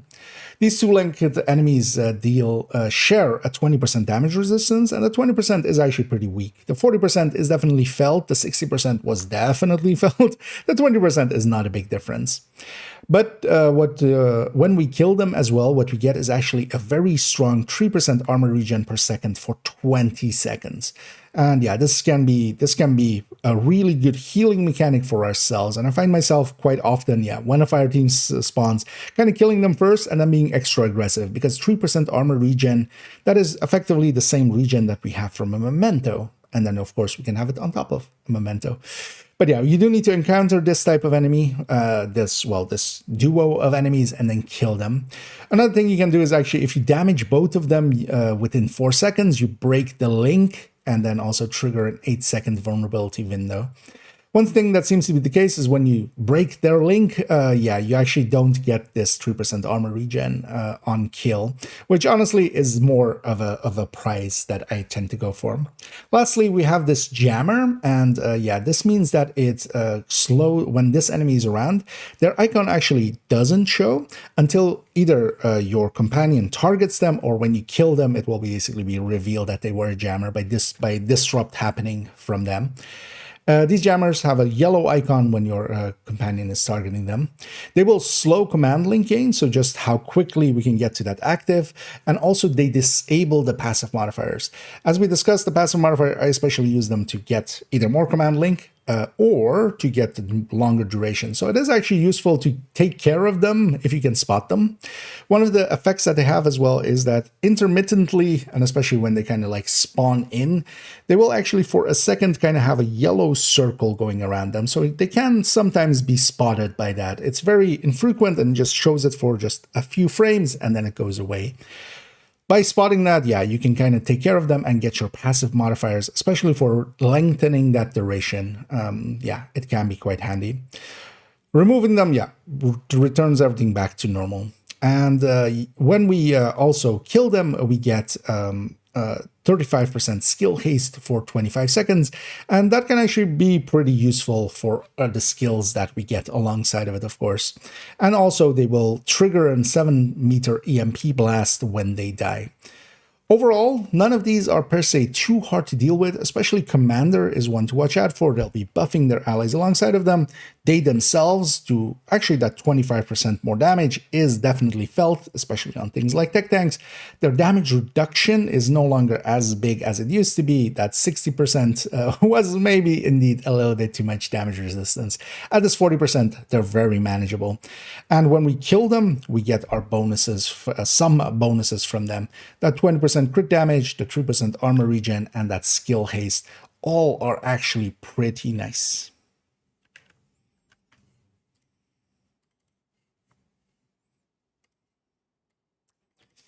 There we go.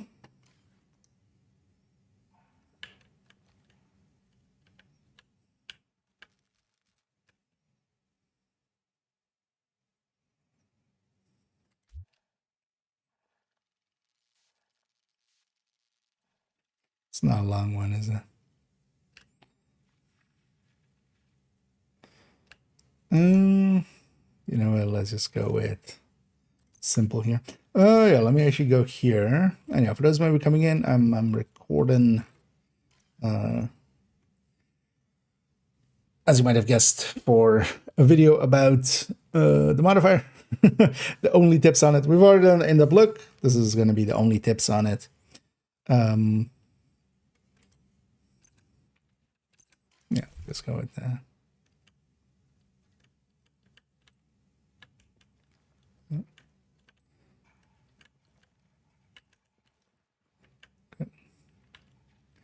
A little bit more here.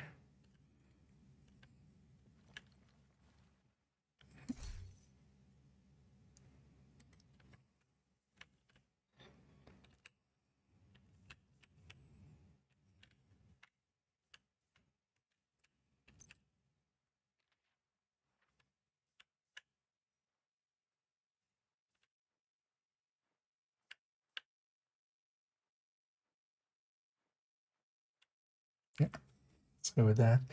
Let's get you up here.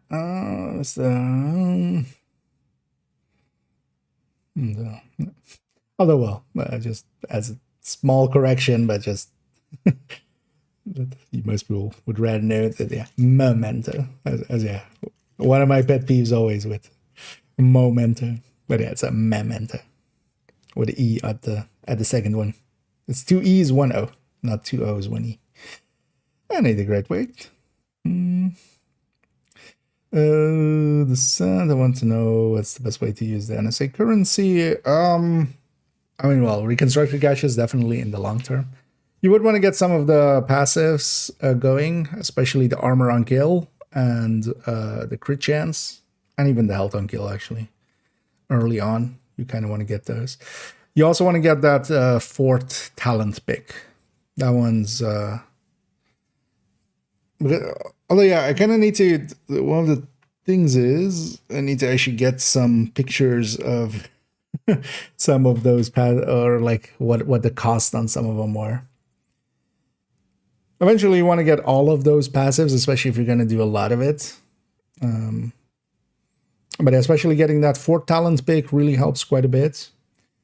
The in-run, so that NSA currency one, or the like plus money one, whatever it's called, that is just for the in-run currency. That's not for the NSA tech, not for the permanent currency. And that one's super expensive because I think that one's like $250 per step, where everything else is like $50 per step, right? Or $250 for the entirety of it. But you would want that one eventually, as well, as it just gives you an extra reroll every loop, effectively. So, but that one's pretty expensive. But yeah, definitely the fourth pick, because that just gives you so much more chances of getting good stuff when you have the fourth talent pick. And then, yeah, crit chance and armor on kill and health on kill, especially. You would want to get the accuracy and stability as well. But maybe you can buy some reconstructed caches before. Honestly, I would go for most of the permanent upgrades before going for the reconstructed and stuff like that. You'll likely, if you do enough of it, you'll likely benefit more from just making it easier for yourself as you go through.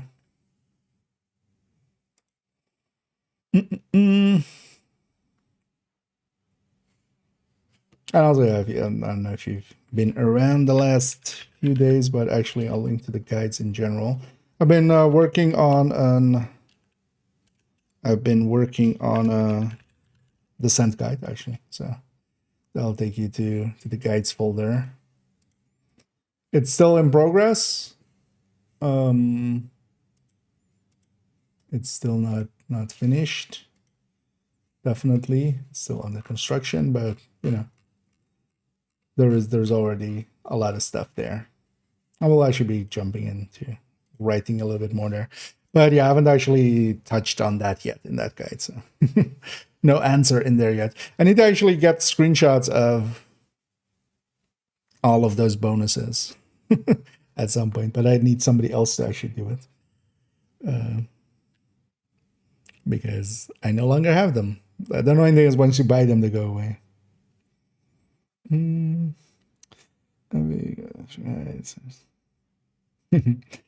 glad to be of service.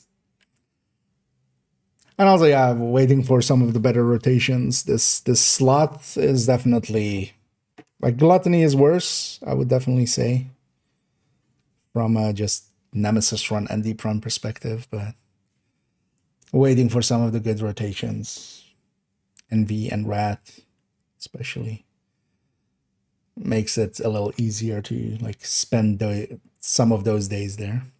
Yeah, let's so Modifier.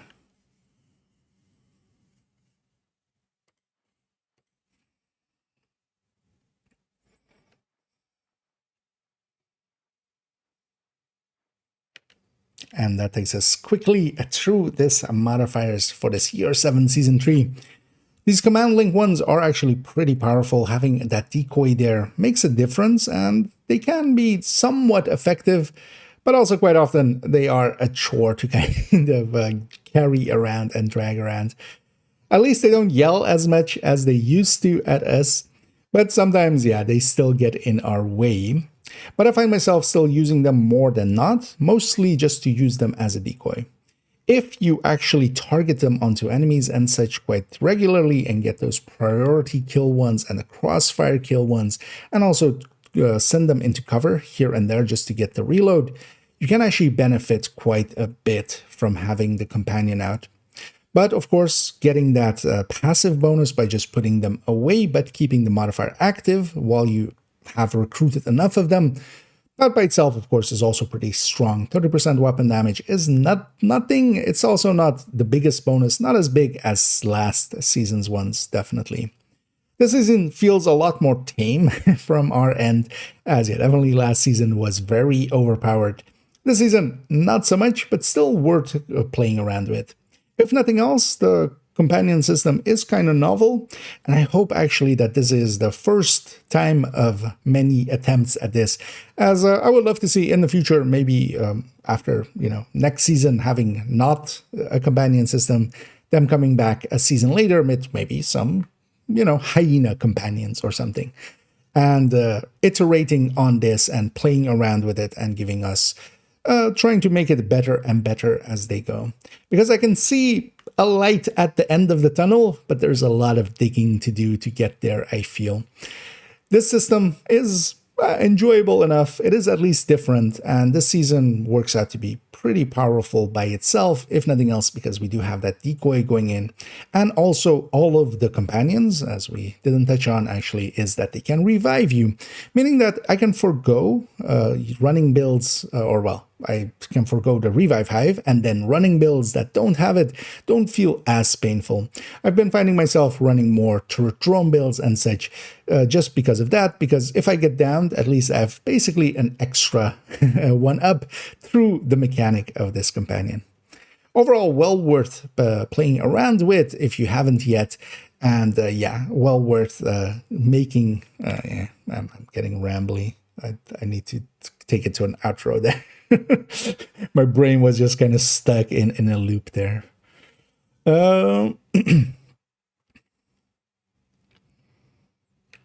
And to conclude this, only tips on the companion system, the command link, the modifier for Year 7 Season 3. It is a pretty powerful modifier, especially because we are getting a decoy, and in gameplay, having an extra target for the enemy, especially solo, does make quite a difference.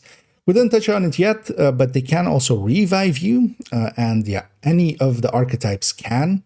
And that actually makes it quite useful for builds that aren't running a revive hive, or actually just even on a red build, taking 2 skills that are useful and in play useful, and foregoing the revive hive.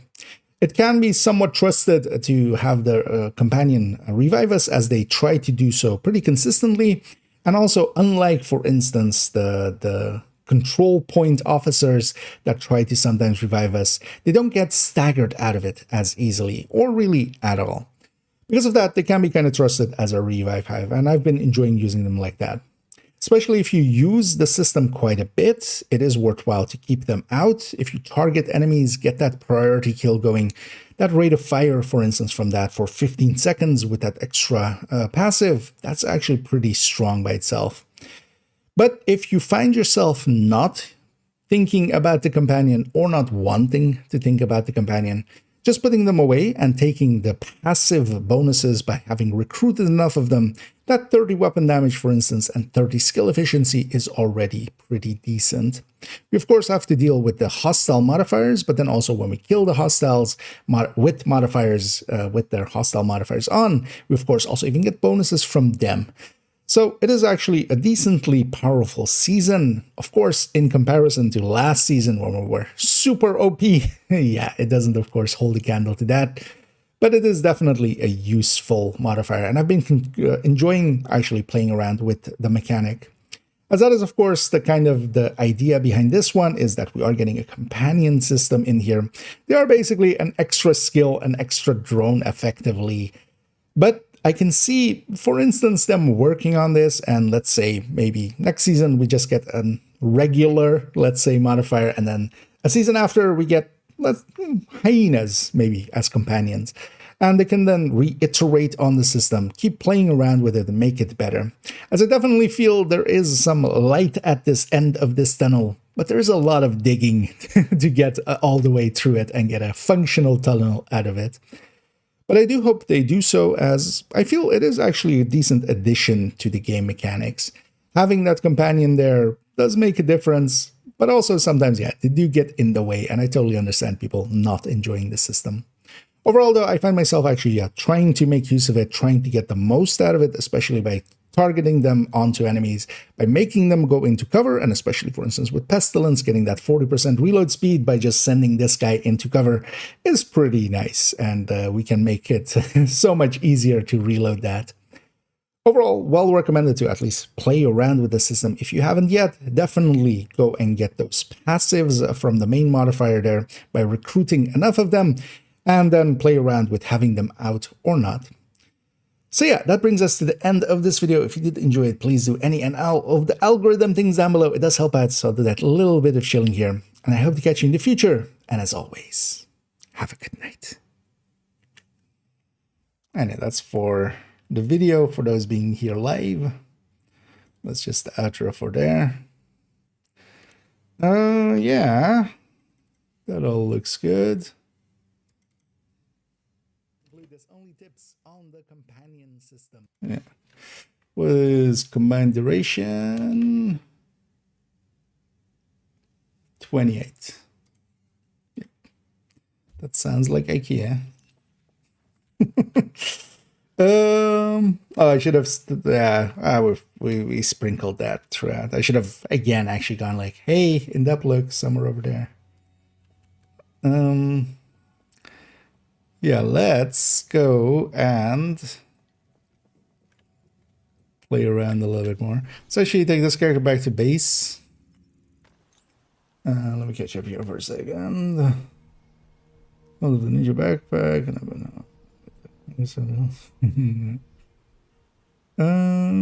Should recommend the fun head and the turmoil bills. I can stick just in the headhunter and such. The hotshot one. You just remove the knees and put that in, basically. Overall, I don't have one in the build collection, mostly because I consider that to be broken. I consider that to be unintended, beyond just, you know, some of the other unintended things. Because, yeah, the Headhunter kind of applying to two enemies at full level when they, you know, at best, it should be splitting them. That's what still would be super powerful with Thermal, but it applying the full Headhunter stack to both enemies. But yeah, just take a hot chat. And honestly, what you can do even is, what is this character's hot chat? It's no longer on slot 1. Yeah, you take this hot shot, and honestly, you can just stick a thermal here, and then even stick overdogs here. Because overdogs is also kind of broken with Headhunter. And hell, you can then even take a shroud if you want, but determined is, of course, pretty strong.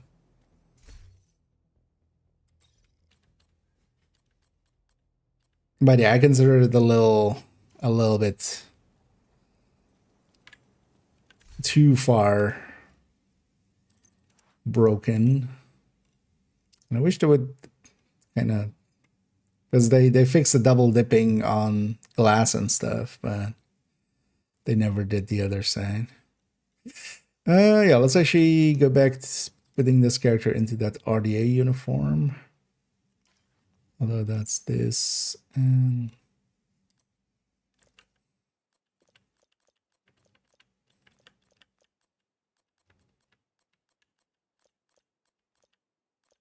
wasn't it RDA something? What is this set called? RDA. Oh, why is it at the start here?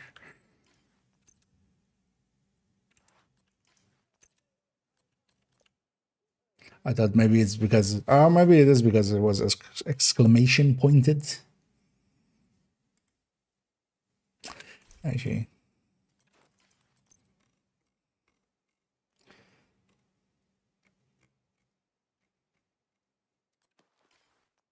So basically this is the full outfit then. I like it better with that actually.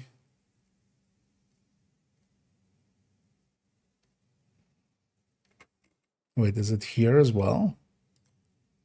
No. RDA, yeah. Oh yeah. And gloves.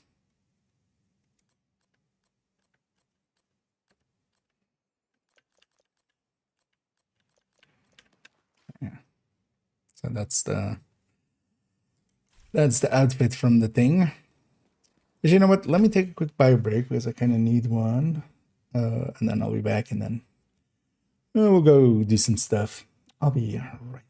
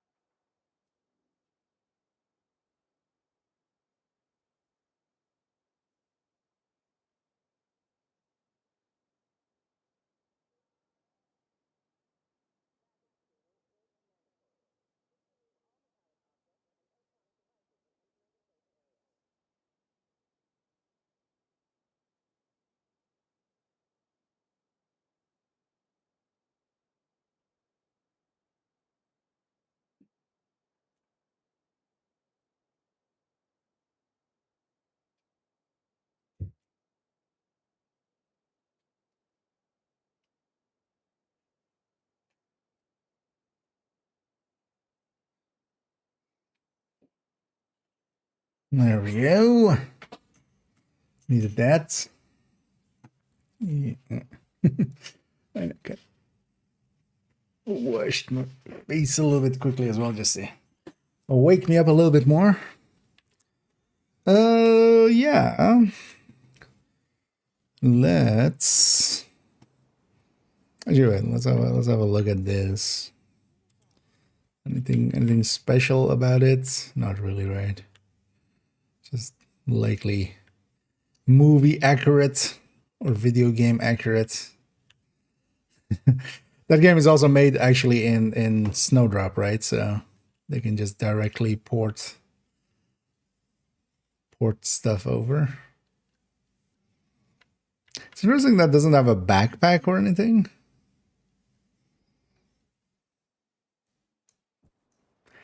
Feel this outfit could use a backpack. Yeah, let's actually go to get character 2. It's their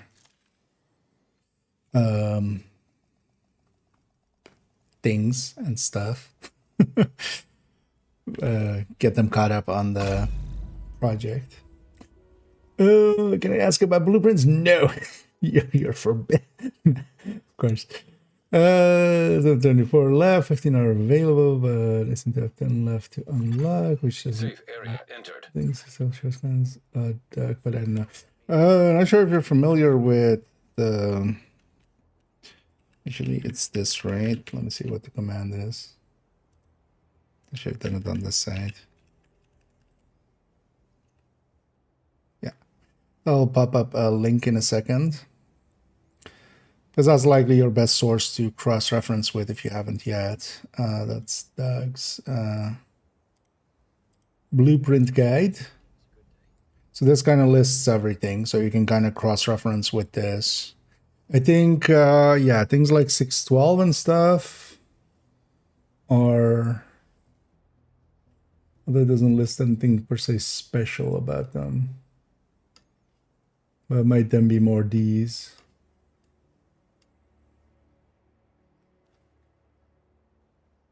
Actually, what did you say about 612?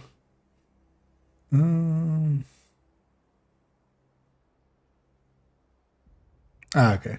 Because yeah, honestly, especially with what blueprints now are available and stuff, I basically defer to this one because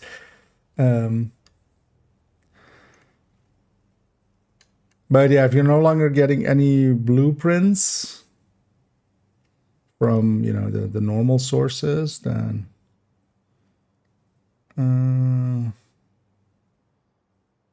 just 15 available backpacks.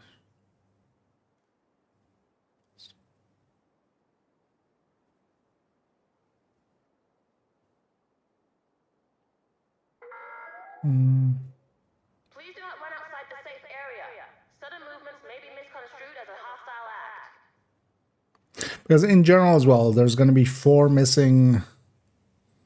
Not sure where. Because for instance, even if you have basically all blueprints, then still you're missing. Basically, in my case as well, I'm missing 4. Not sure if you're counting for that. There are basically 4 blueprints that completely aren't get handed out through any means. So the current max is 658.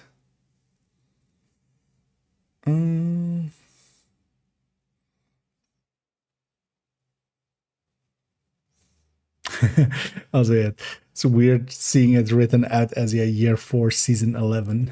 Because that was before they brought the yearing into it, but yeah, that's just season 11.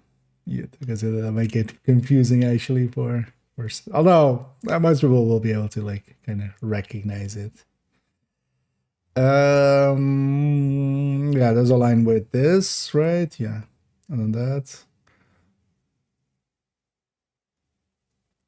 Good, 2 chests, 3 backpacks, 5 weapons. Yeah.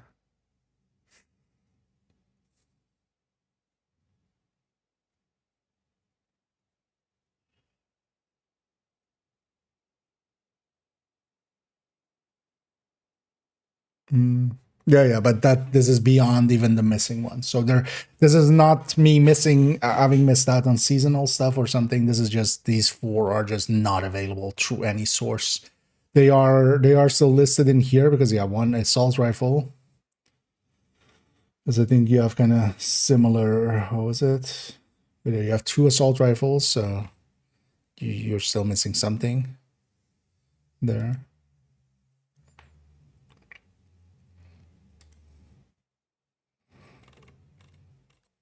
So it might be SMG. Did Danny add any base ones here at some point? I think they did SMG 982, right? Although, well, actually, no, we don't even have SMG 982. But your best bet might be, because Doug has been much more invested in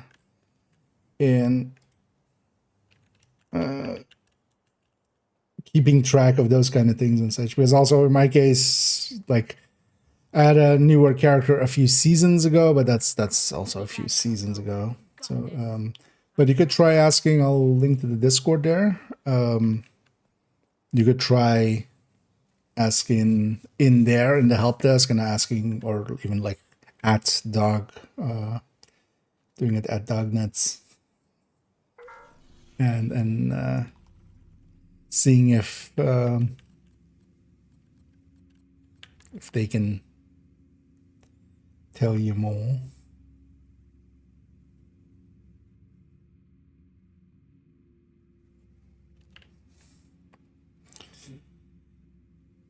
But also, yeah, if you're missing 15, that sounds about right? Because you have 6 plus 6 plus 3 weapons.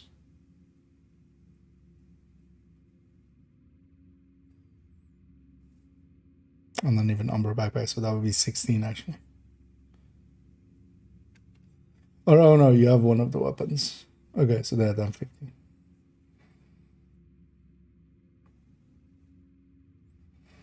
But if that brings you to 658, yeah, that sounds about right. Like those are definitely Bellstone and Hunter's Fury are not available currently. And hopefully they fix that, but kind of get the feeling I'm gonna run some more aces. Although, what faction are we going up against? Outcast, actually. Yeah. You know what? Yeah. Let's run some more aces. Even though it's not a good build. But I like running it. It's silly enough that it works. Oh, do I care where we go? Not particularly.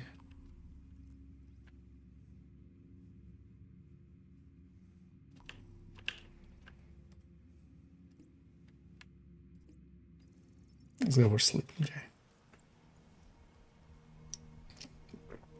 See what I don't know. Yeah. Because if the count comes up to the 658 with those missing items, then you have everything.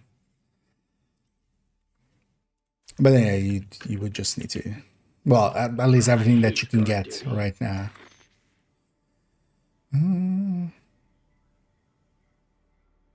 Let's trade this guy in.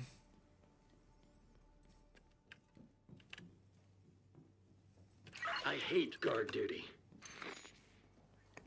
They hate guard duty.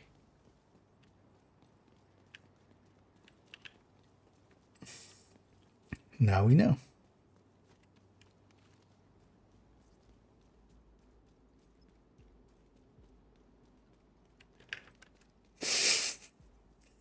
Game, I just want the control point. Respawning elite patrol convoys, not even patrol convoy. Let's go take the high ground.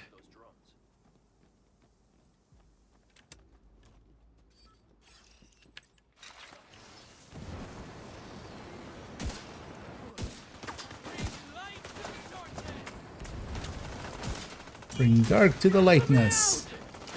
Oh, and there's an extra patrol. That was way too many rushers for. Vital signs critical. Let's call up our backup.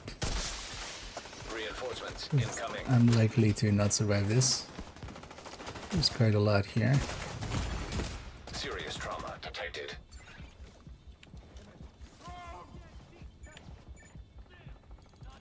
Where do you go over there? Be in front. No! How the hell? Get back!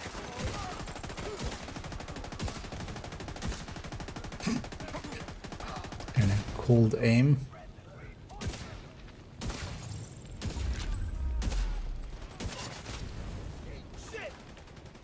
What was my priority objective? Kill Priority Outcast? objective available, Agent.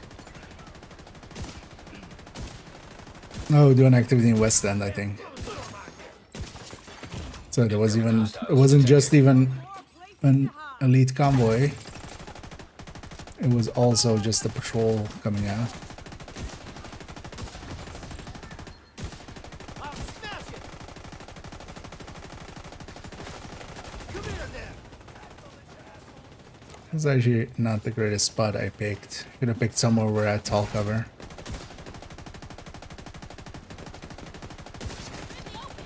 After them! One down! Heavily armored hostile detected. Gotta reload. Detecting additional hostile contacts. Trying to get behind them. I'll watch your back. It's as good as gone.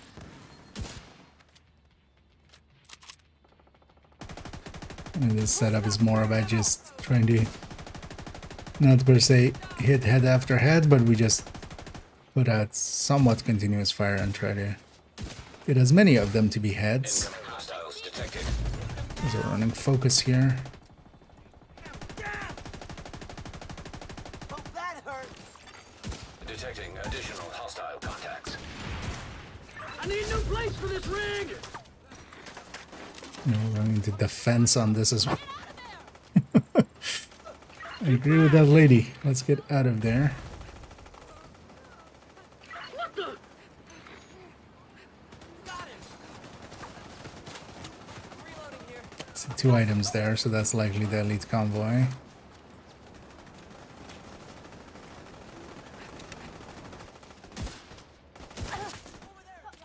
Bring it! Get away from me! Mother! He deserved it!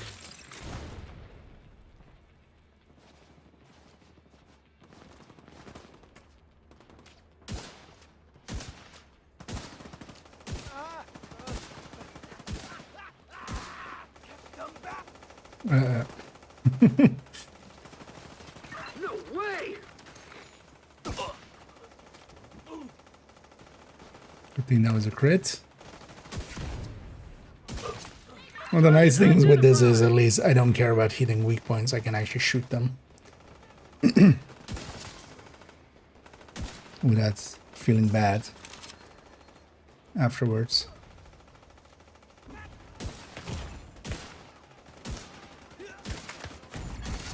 Vital signs critical. Heavily armored hostile detected. Turn him up, baby! Moving in for cover.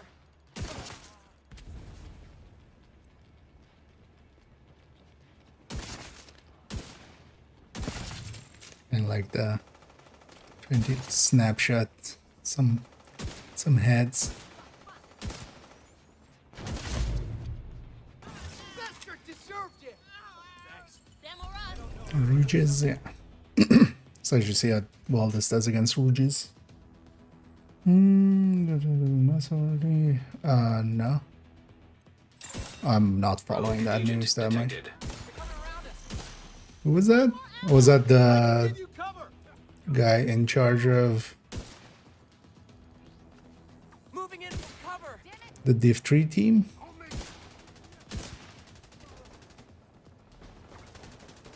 Pick up that hostile!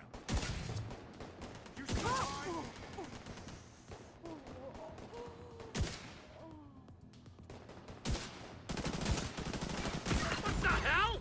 Serious trauma detected. Rogue agent eliminated. It's actually effective because Supply it's room access weirdly enough. unlocked. Well, yeah. 50 people left, so you would think they would also try to get some. Was he voluntary or was he fired, actually? In the end. Because I hope for him fired, because that's better for him. better benefits.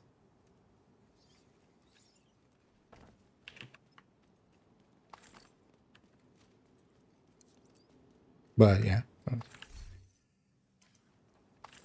wouldn't be too surprising if they get some people that they actually pay a lot out of there. But was he also then the name that was original? Is that guy? It was originally associated with the Div tree, kind of getting the team together. That was also, Expected an agent to be calling somehow. or was that somebody else? Oh, he left for a different place. Yeah, that happens all the time.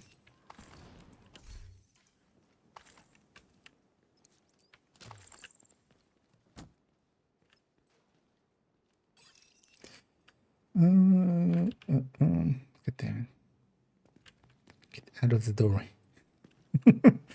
Let me in. Let's get a priority objective. Can I actually read that? No. Oh no, actually, it actually does load.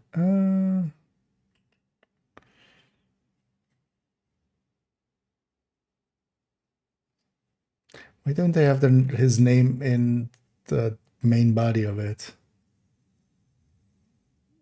I can get it.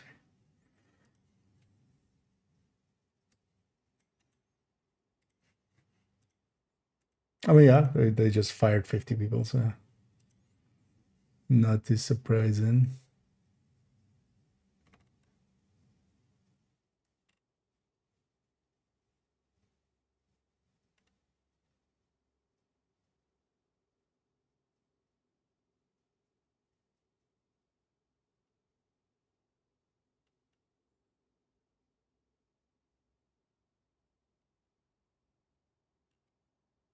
Oh, was also the guy that was fronting the survivors thing?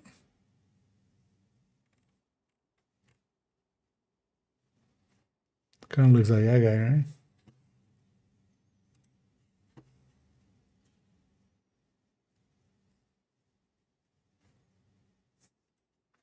But yeah, Division 2 is dead, confirmed. Half-Life 3 confirmed as well.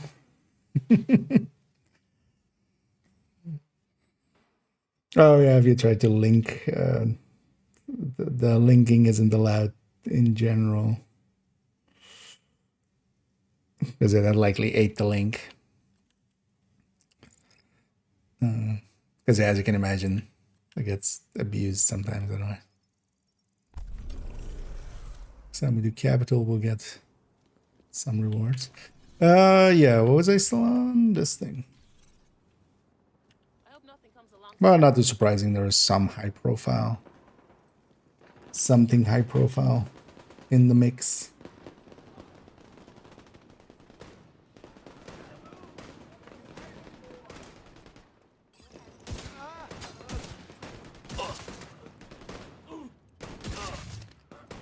Honestly, I'll be much more concerned, especially for Division, if there's firings at or issues at Bucharest at this point. Like, massive, as much as I love them, yeah, they're not really leading Div 2. I mean, they're leading it, but they're not like the main body of work nowadays on Division 2. Yeah, let me actually catch up. This is the suck, man. I'm shooting with the hand basket. Point Yeah. detected. Let me actually catch up because I feel I missed a few stuff here.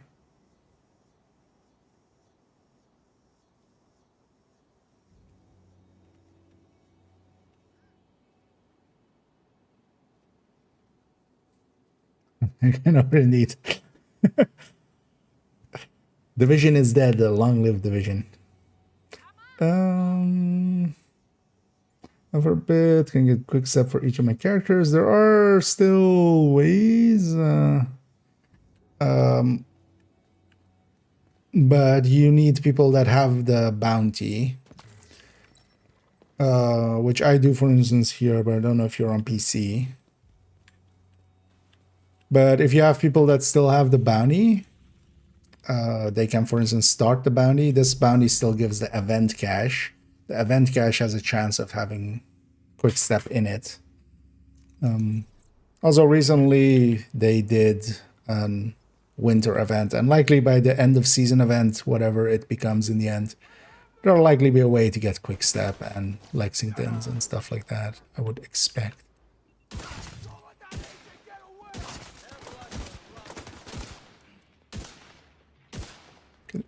Stop. Made it way harder than it needed to be.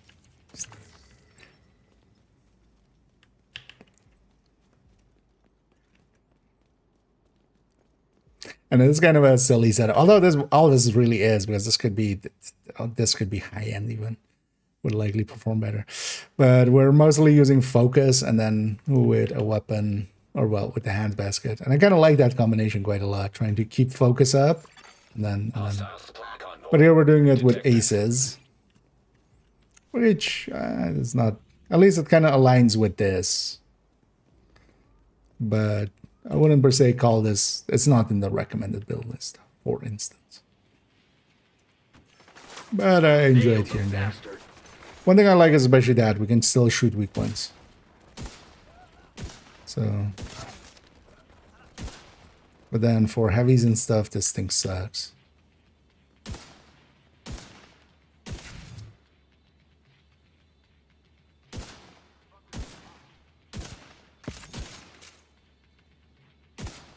Actually, I was shooting the heavy in the body because I was just going to send that guy after him to deal with it. Mother. Catch it out. Well,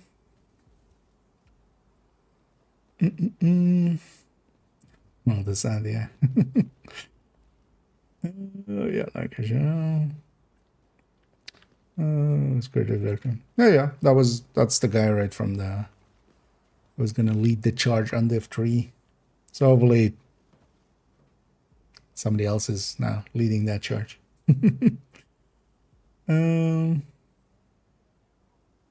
Yeah, that guy was there forever. No. Why not both? But yeah, we'll likely never know. Is the simple answer.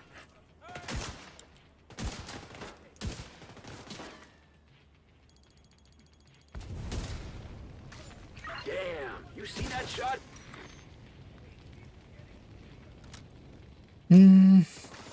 Oh yeah, so if you want to, I don't know if you're currently in game, I could actually start a bounty for you and then leave the world to you. Because yeah, the thing is, if I'm not there when the bounty completes, I don't lose the bounty. So one thing I can offer is to start a bounty for you, and then you can go and try and get the... But yeah, you need to... Although actually no, I have normal ones, right? Because the difficulty doesn't matter for that. So I can start a normal one for you. Vital signs critical. Right? I've we haven't done it for a few weeks. Get away from me! No! And then you can go do it, and hopefully you get what's it? You'll get an event cache, but it's still you know, not every event cache will have a quick step, but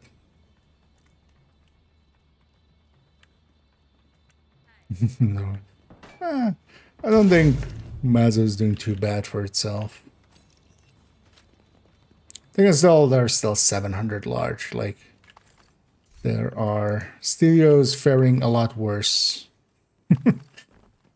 than them. And also, they're not gonna be too horrendous. Like, even if you compare stuff, for instance, a little bit recently, kind of catching up on what's going on with the Rockstar North thing. and their firings and stuff. And yeah, that's a much more annoying situation and more fucked up. Here, even if people are getting fired or a company exists, like they're in Sweden, which at least has labor laws that, you know, aren't just for the company.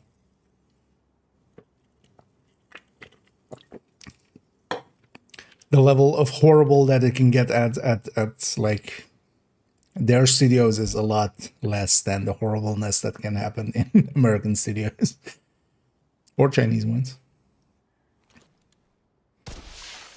Reinforcements en route. And also, yeah, at least for me, I'm much more concerned about like Detected. Bucharest. Honestly, they seem to be much more the actual thing that matters for Division 2, at least for now. As well, Division 3, you know, I'll look forward to it one, but I'm also not per se like instantly sold just because I like Division 2. Let's take them by surprise. There's still a million ways to fuck it up.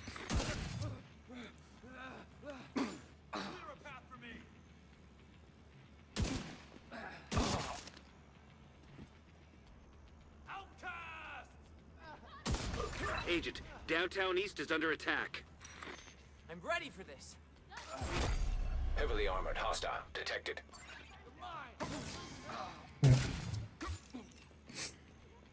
Self-solving problems. You just want to be close to me? But yeah, as with most things, like I don't per se care too much. We'll see what the outcome will be. The speculation is not per se worth much. Supply room access unlocked. Even as the recent one, remember when Ubisoft was dead because they, or well, some people even went to extremes of like they don't want to show their the numbers and stuff.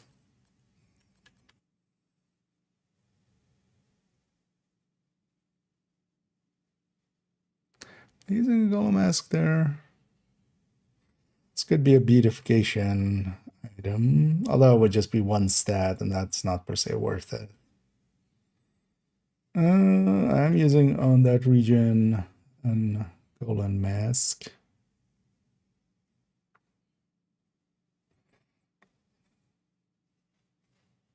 So damn bored.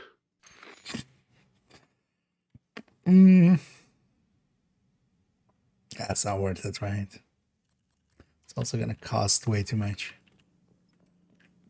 Because I would still record a core.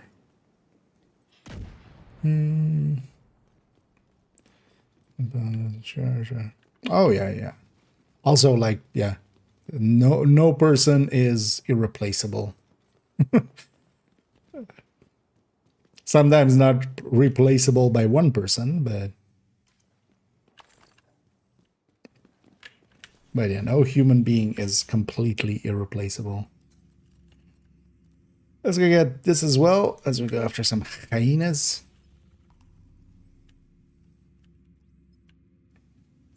We just cheese it with bank, but nah. Oh, actually, we have hyenas over there. Let's go fight hyenas over there. We don't fight them often over there. In there.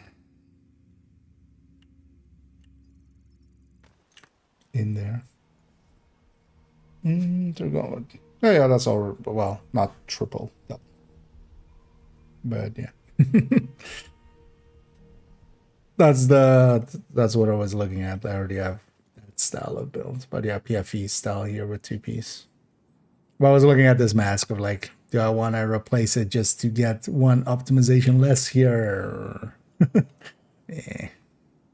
Sounds like a lot of work.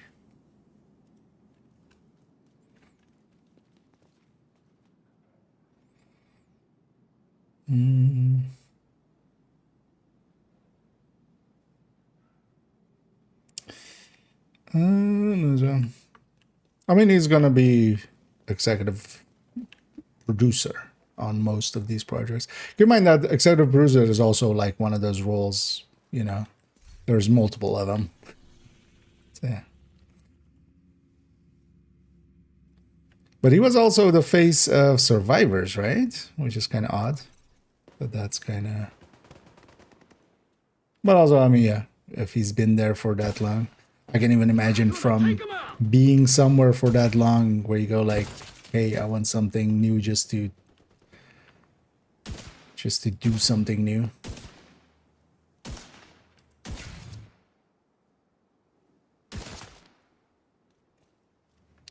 But also I could see DICE having some money now to spend on people and going like, hey, would you like a pretty big paycheck and then maybe help us figure out how we want to do Battlefield 7? Target down!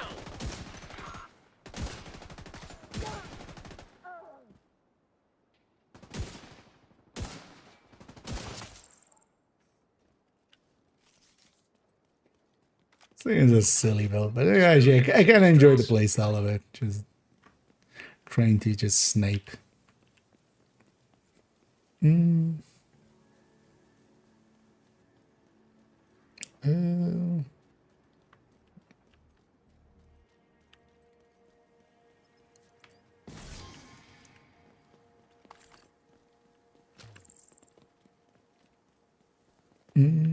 Oh, just in case it got eaten by ads or something, Chelsea. If you are in game right now, yeah, if you want, I can actually get you into one of those bounties. But yeah, I can just start one and then leave basically, and then you would have to go and do it yourself. But I can do a normal one, so those are pretty easy.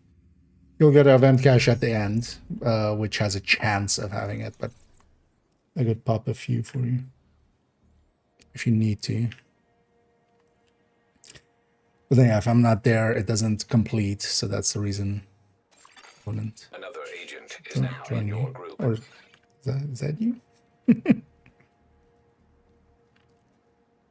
Or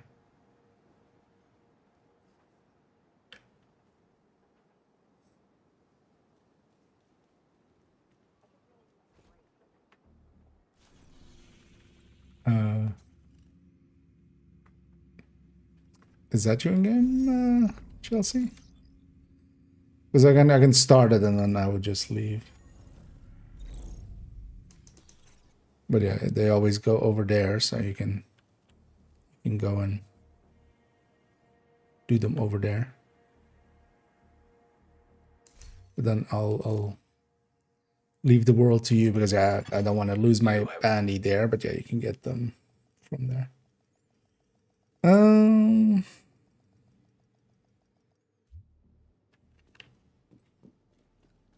But I would expect, yeah, Yannick to be more, yeah, executive producer, like, which is also overall a higher title. Let's keep in mind that guy was already as well like executive producer for Div 3. Okay, yeah, that was the. Oh, but yeah, you can go and there are no more. Let me know if you get one from there. If you don't, I can pop another one and you can go again. The bounty though, just watch out for the houndsman himself. He can be actually kind of a big fight. Black test neutralized. But yeah, it's on normal. I don't know if you fought the houndsman bounties, although likely you haven't, because otherwise you would have some. But yeah, that bounty can be Serious trauma detected. actually, that's not a good idea what I'm doing there.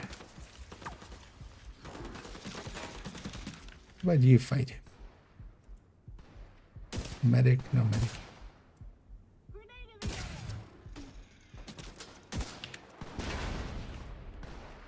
Anything left of you?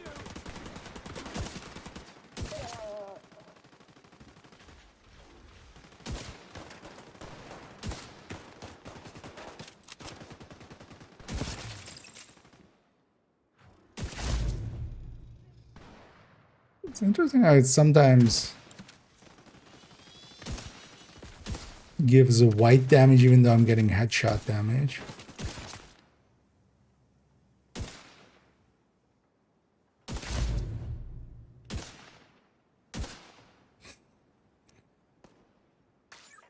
Usually that icon on them is annoying for actually trying to hit the head. Didn't see the head there.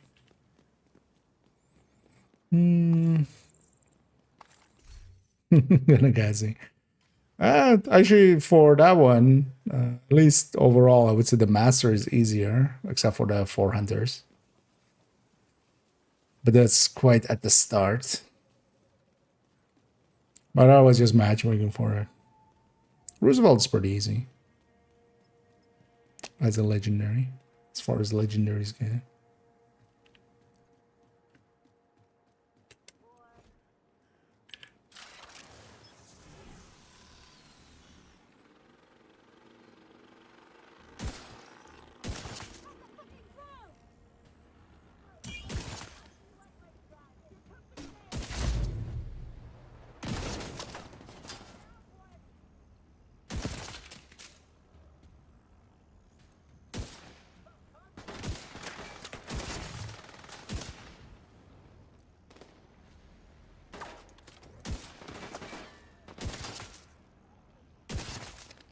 Poke. And actually at full stacks, as long as vigilance is up, I have more than enough for to kill an elite with a headshot. It's kind of nice. We headhunting without headhunter. Heavily armored hostile detected.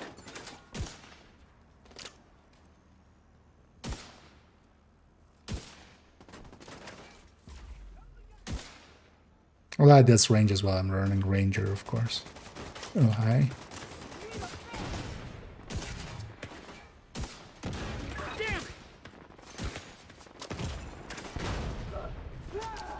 Wait. Matt. Bye. Immediate medical assistance needed. Clearing out! Agent incapacitated. Now what do we do?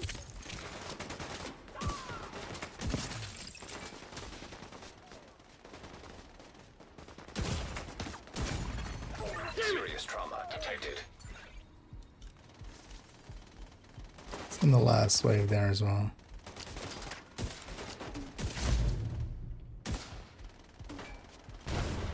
So I love how the sounds are from old version of Aces.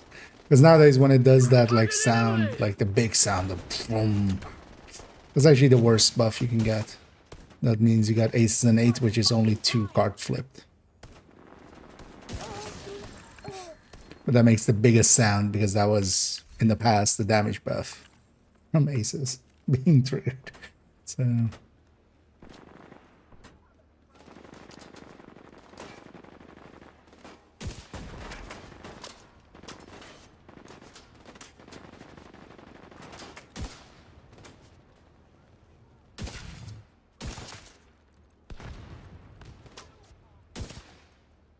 who's even this guy? My guy's down. Who's targeting still?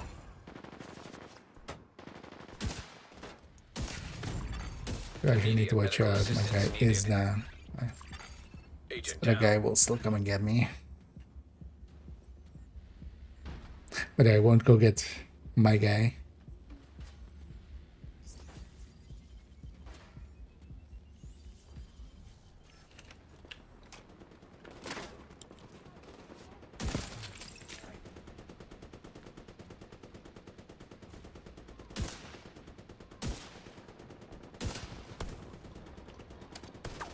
Back off.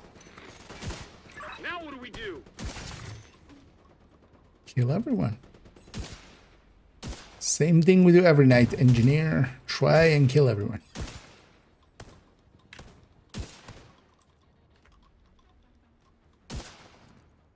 Alright.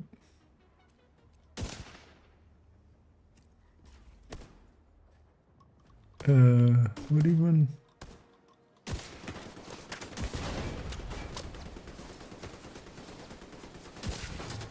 I'm getting crowded here. Oh, hell!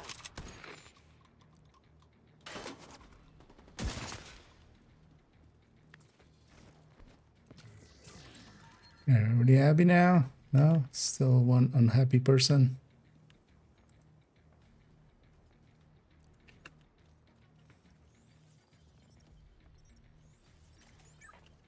I'm okay. I'm okay. You go deal with that.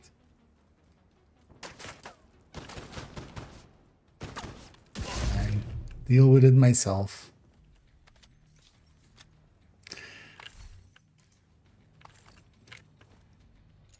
It's actually kind of slow, actually, for what we're doing. But it's fine. As they say,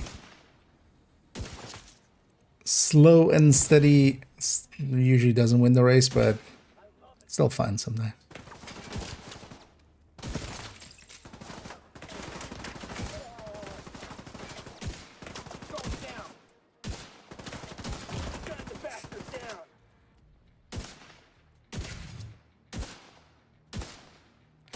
Stop wiggling.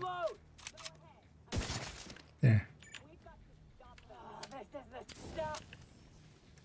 Oh no, I want this.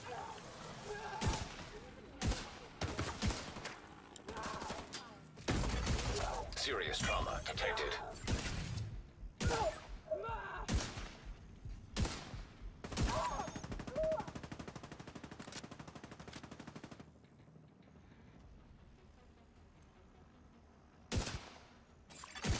Reinforcement complete.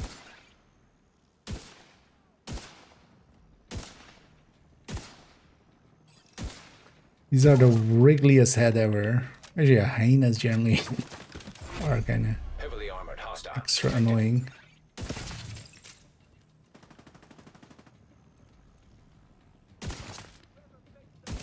Medic, no medicing.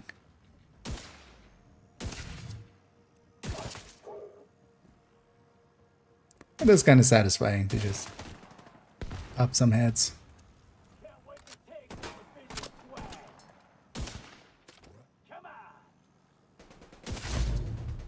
Moving in from cover. Thanks. I don't know that we could have done that without you. Can't believe We this did shit's it. happening here. There you go. Confirm address here on other people's world, room or access once I did the my character, we'll have to wait for reset over. Yeah, per character, yeah, if you open that box, it's once per day still. Even if you go to somebody else's world, the box will then be empty, but you can't loot it. You can only loot it once per day, basically. Even if they open it or something, there won't be any loot from it. But yeah, it's once per day per character. So really the only option you have is, yes, other characters. Extra characters. And I'm assuming you know the other rules as well, right? Of like not picking it up or deconstructing it if it's not the one you're looking for. Just to be sure. But yeah, basically at most it's 4 characters per account per day of chances. And seeing as it's like 1 in how many thousands was it? It can take a while to get lucky because you need both detox and because you can only optimize, you can't recalibrate. You need both detox and usually determined. Most people are in it for the determined.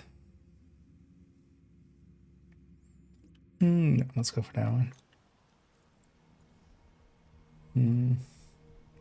Oh, no, yeah. Yep, that sounds about right. When I'm talking about that being one of the rarest items in the game, we're not joking.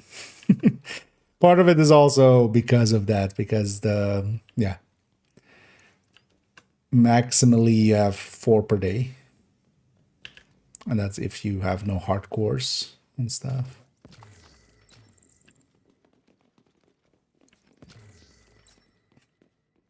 It is one of the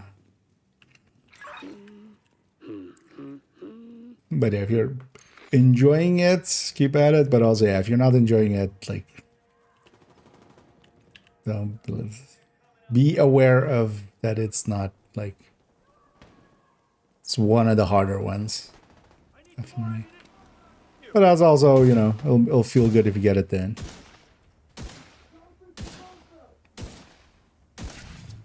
Negative line of sight. I did it for several weeks as well before I kind of got out of it.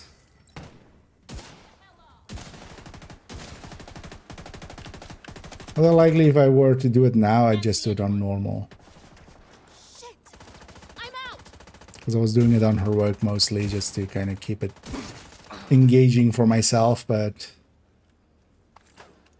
I just likely would do it on normal just to get, you know, likely we could get 4 done in the time of 1 on normal.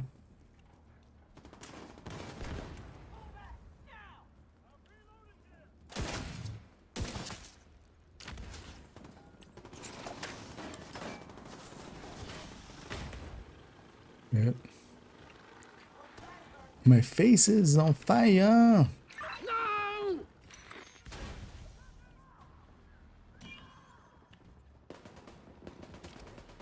Opening fire!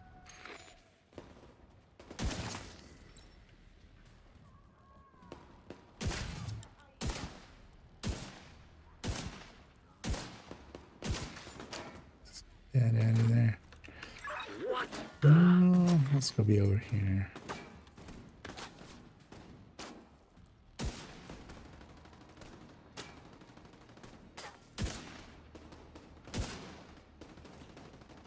Moving shots are not smart. You know what is smart though? Sitting next to an explosive barrel. When a grenadier is grenading towards me.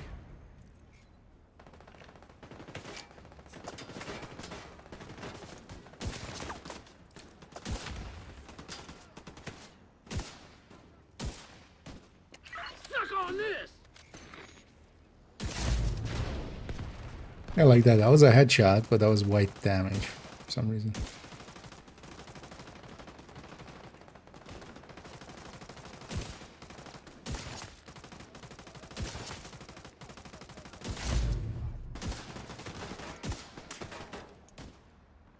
It's also good for aim practice, actually.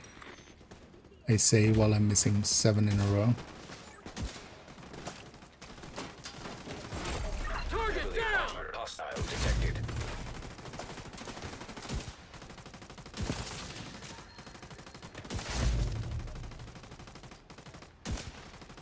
They've got backup! Don't just have backup, they have front up. Sweet Jesus!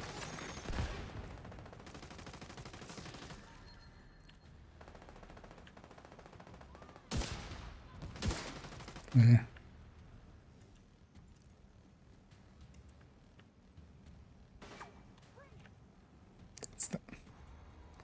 Stand still for a second. Don't. Let's go clear our back here.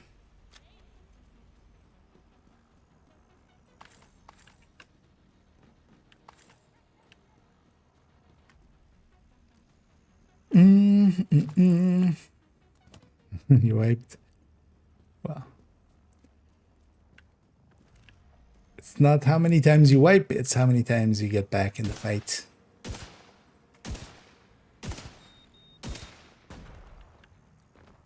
Right.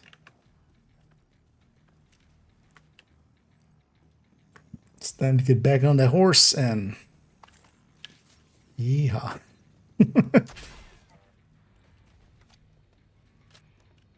Actually, you know what? I haven't been messing around with this with the Dread Edict match. It's actually Dread Edicted. I was like this with Dread Edict too. Detecting additional hostile contacts.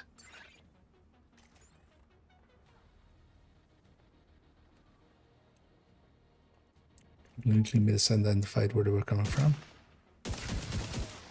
Oh yeah, actually, that's the Dread Edict. Still firing at the fire rate of the breadbasket, but no. This is like true spam fire.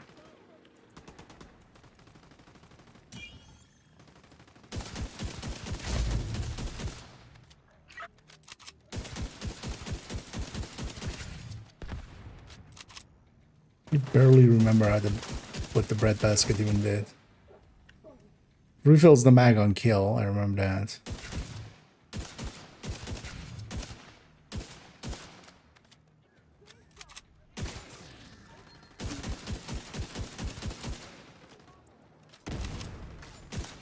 Ha! Got him! No way!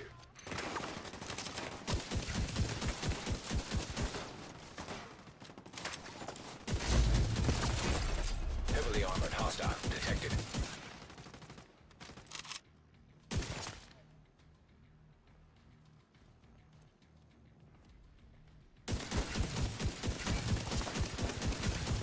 Ha! He's not getting up.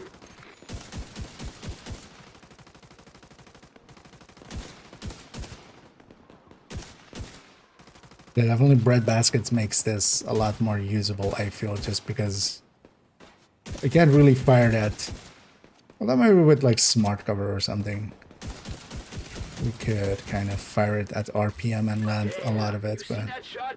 in general, I'm not gonna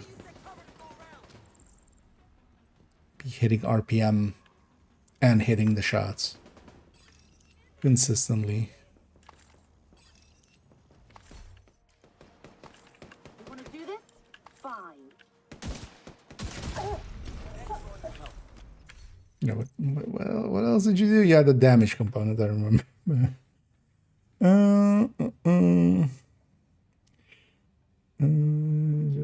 So two characters and the max size, yeah. Yep, that'll happen. Another agent has joined your group. Went to another band here, I'm guessing. Thanks. You're a lifesaver. Thanks again. You really saved us. Wait for it to actually fully load Supply in. room access unlocked. Get this area secure. Sometimes otherwise you won't Supply room get access this one. unlocked. But yeah, I'll pop another one. You did get an event cache at the end of it, right? Chelsea? Because I haven't checked since like recently, but because we had it, but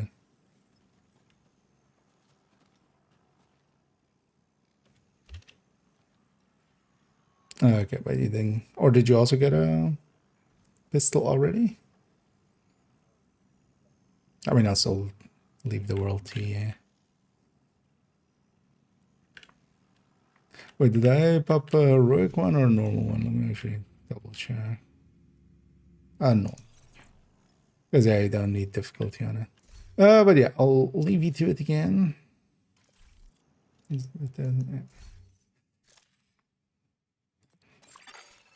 have No, go get our loot there. Because I don't want to be in the world when that bounty completes, because then it completes and takes it. Enough waiting. I have some saved up across the characters, but yeah, I'll try to keep them actually saved there.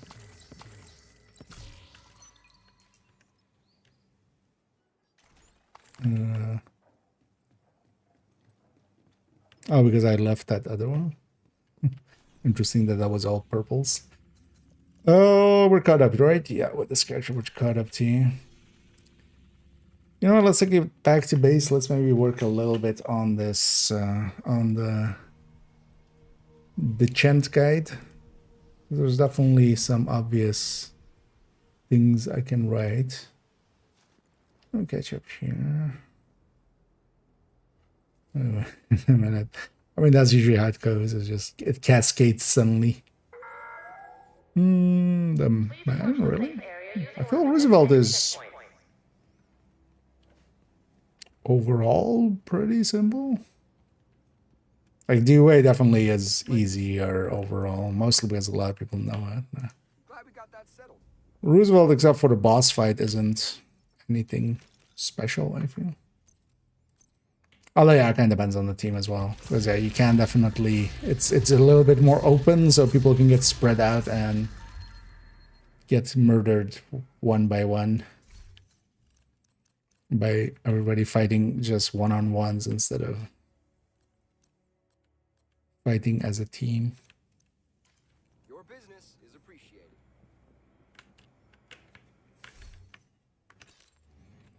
So let's actually do some writing here.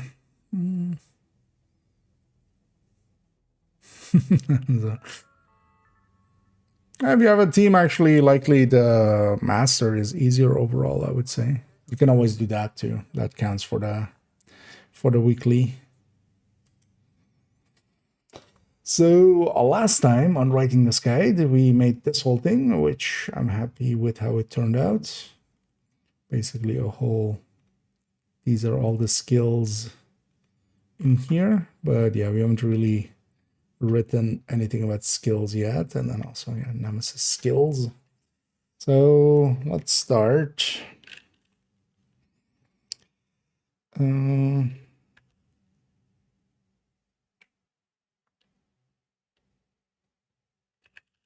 Within the sense, each player will the same to load that. Oh no, skill slots.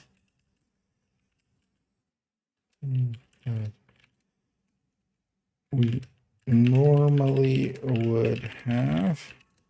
There is a smaller selection of skills that are available, mostly missing the specialization skills and some skills that likely would have been overpowered if included.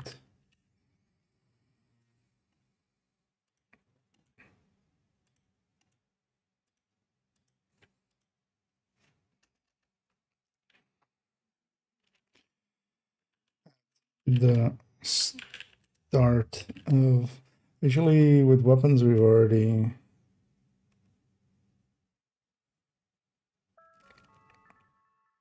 Purification tablets will be restricted until further notice. Please boil your water for at least 1 minute before consumption.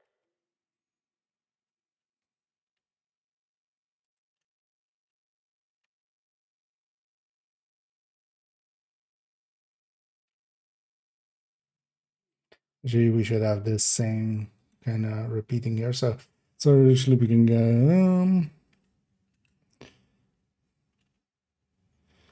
at loop 1, you get to pick and a skill, and from loop 2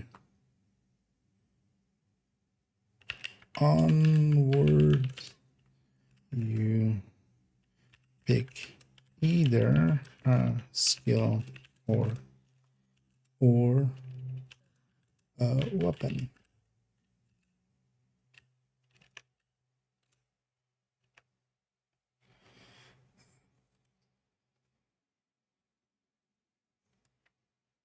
And we can just have this be kind of same. Your skills. At loop 1, you get to pick a weapon and a skill. A skill or a weapon.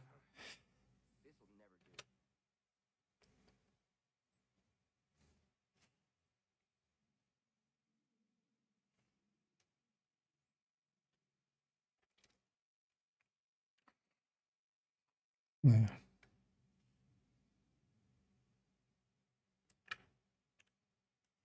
Actually, we can just do that.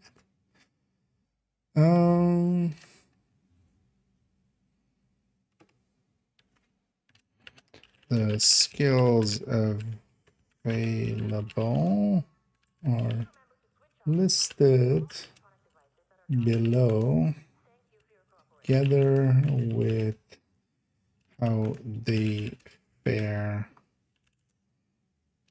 against the nemesis fight. Capitalize. And how they perform in general, especially for beyond nemesis.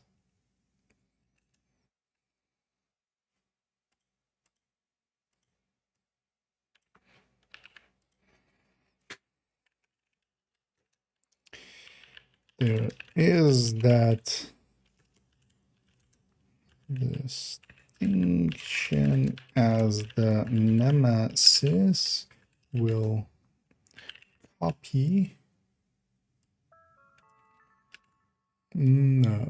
nemesis's skills will depend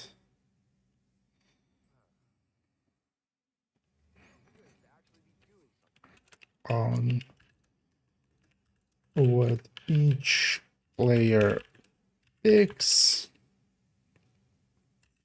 with some skills becoming that same skill for nemesis, some skills becoming something similar but not exact same skill. And lastly, some skills will give the nemesis a random skill.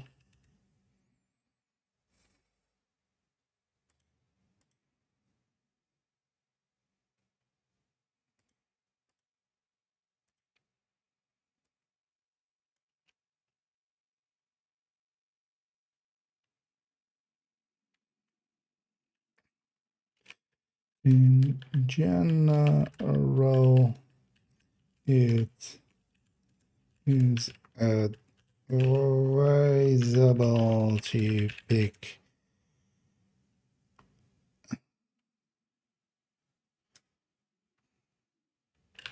any of the fireflies, or actually any of the sticky bombs,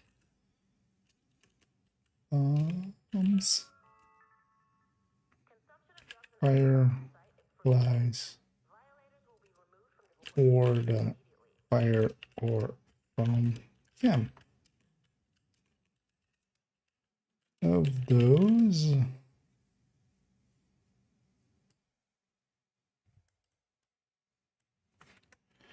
pre-nemesis.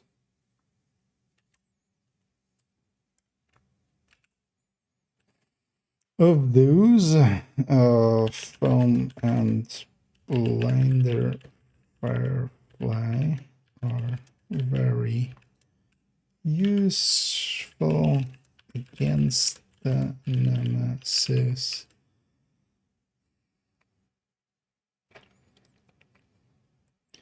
And fire cam is a great tool for dealing with normal waves.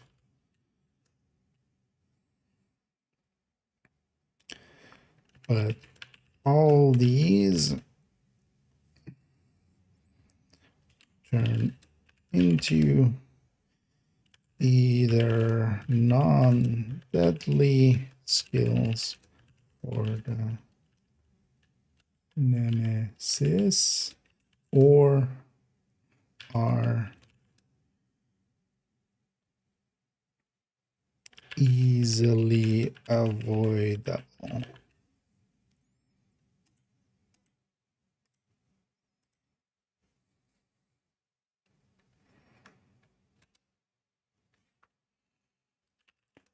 For instance, all fireflies turn into blinder if picked.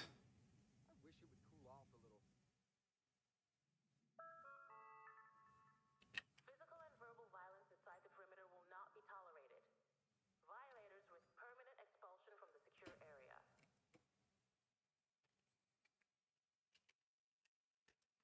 Consult the list below for further options and recommendations. The colors indicate how useful they are, firstly for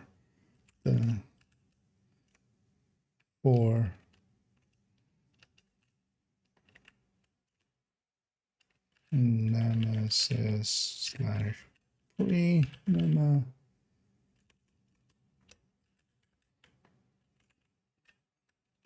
and the second section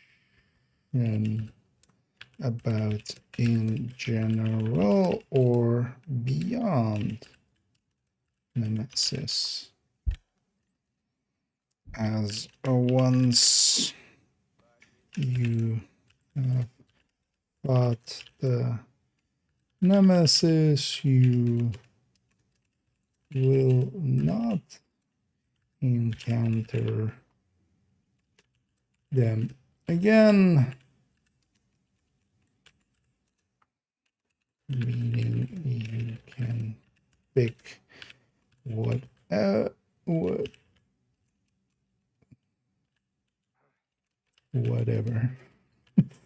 That's where the H goes in whatever.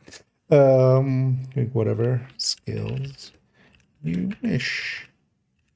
Although for deeper runs, the go-to is to have a revive hive together with something that can either CC or distract. Let's write out crowd control.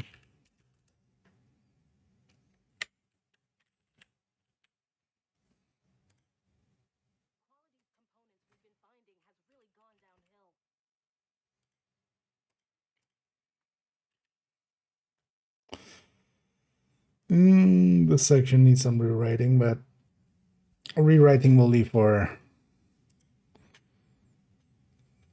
the go is no go to. Why are you correcting me there? There. We'll make it like that. Yeah, and then the list. And then the list was good already.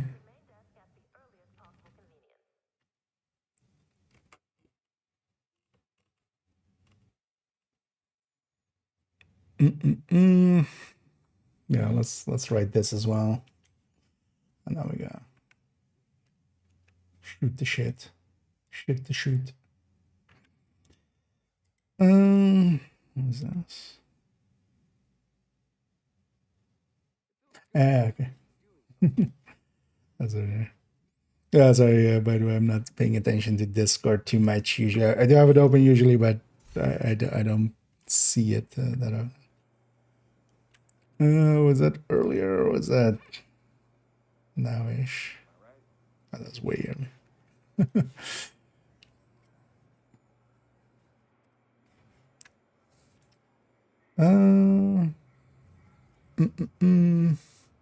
I wasn't per se showing the build, but I was running aces there earlier. Don't make this. This is not a good build. It's kind of enjoyable, but honestly, you could have hotshot 4-piece with what I was doing there, honestly. Although hotshot, you would lose the bonus. You could likely go high end. Might be actually interesting to make a high end for this. But yeah, now I recommend the world make something more like this or something. Coco is much more useful. But yeah, we're more in writing guides at the current time.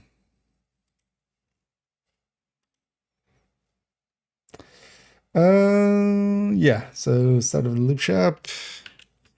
At the start of each loop, there is a shop in the starting room that sells slots, both for talents and grenades slash talents, comma grenades and med packs. I choose handguns and hand grenades. What was the thing? Talents, grenades, and I'm just gonna call them med kits. And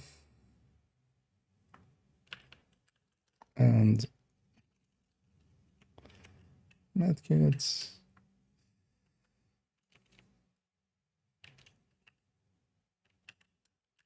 And can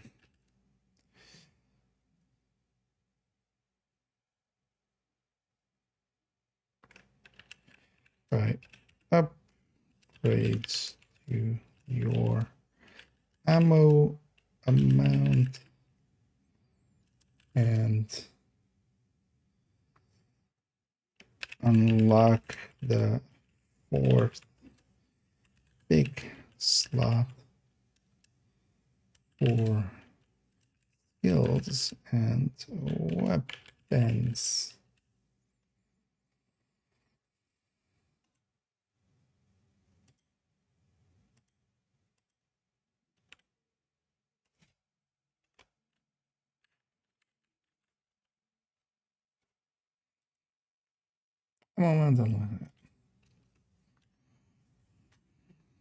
Especially unlocking slots for more talents is important to have. Okay, let's go a little bit deeper into the White House so this lady stops yapping in our ear.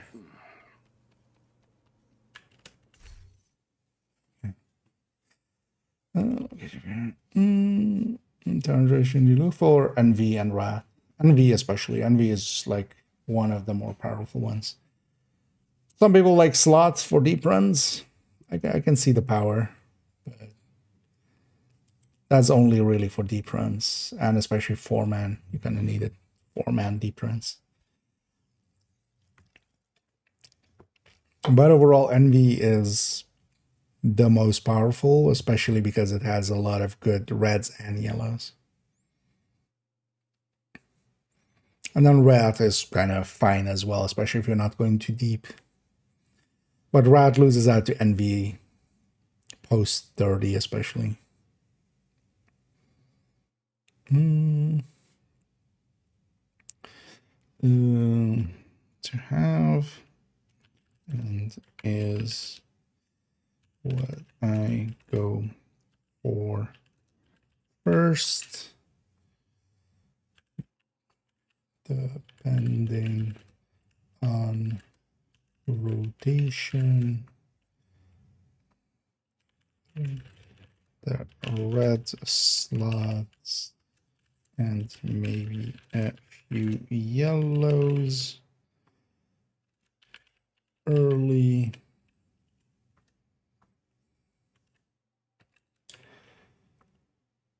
While considering med pack slots for the Nemesis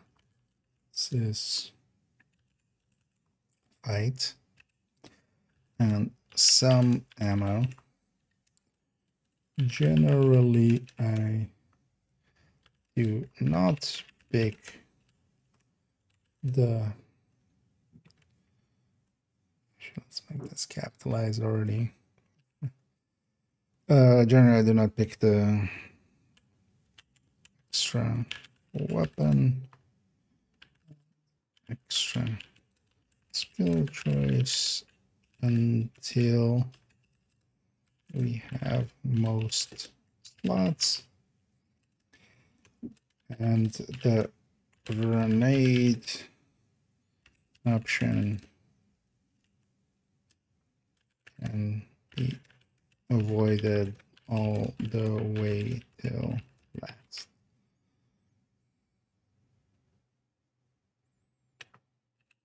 Or even not.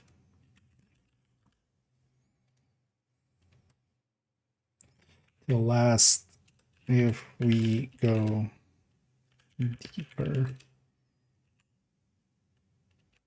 if we go to deeper loops.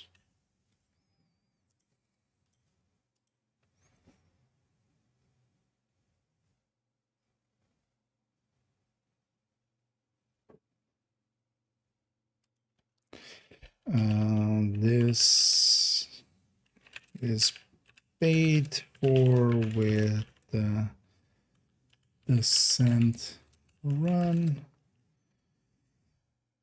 credits, the temporary currency that only exists for that run. I should pay this like that.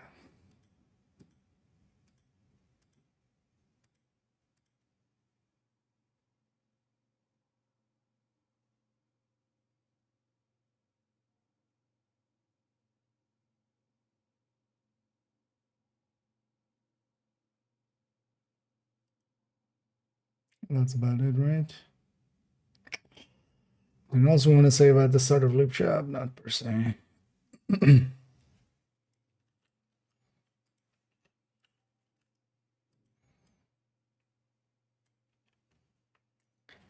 Let's go do some shooting. Let's go mod some stuff. We'll come back to that, but yeah, we'll just keep writing at it until it is done. Honestly, yeah, kind of.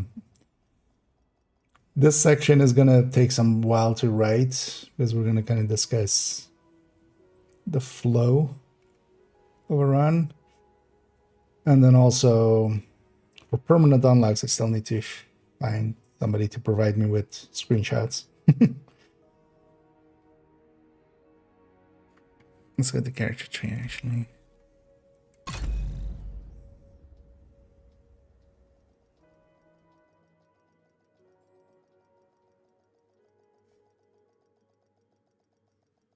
Yeah. So honestly, we're most of the way through the first draft, but then that's the thing.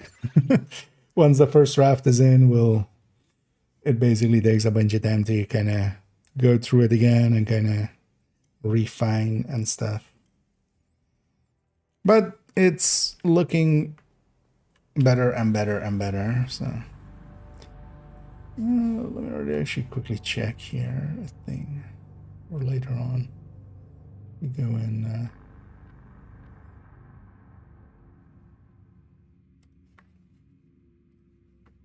Because likely here I'll go another half hour. I want to have a little bit of time to edit that video together that we recorded earlier. I want it to become today's video, so I'll go and try to stitch it together, give it a thumbnail, timestamp everything, and get it up to hit 6 o'clock. But here, yeah, let's go do the same thing. We'll go and get a this character caught up onto these projects.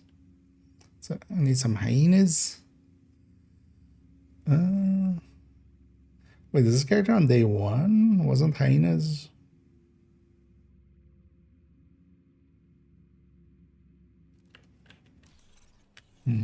So I should do it the quicker way. Let's do some cheesing. Is that day 1? I don't remember which was day 1. Or is it day 4? But no, I haven't played this account yesterday, so can't be day 4, right? Can it? Dun dun dun. I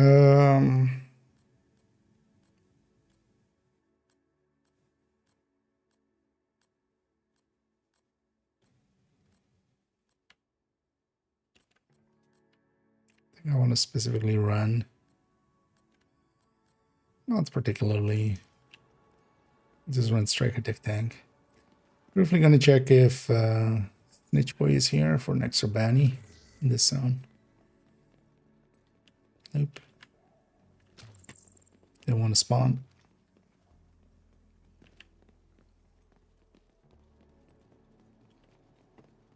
Well, now let's go cheese it by doing normal bank, and we just fight the.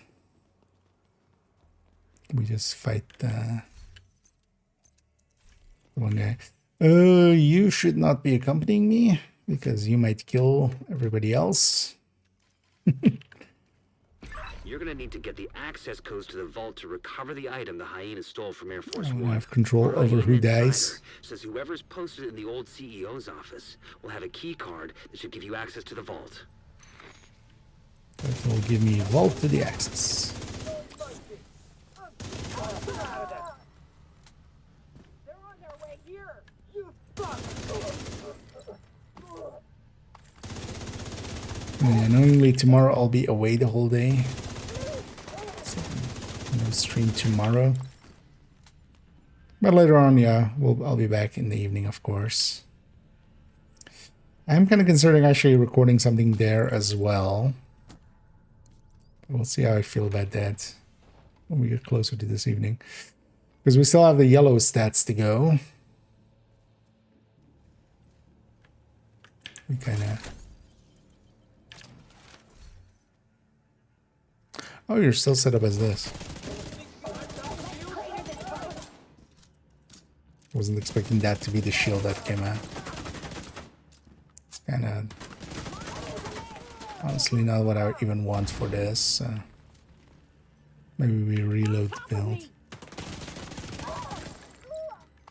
Gonna fill you full of holes.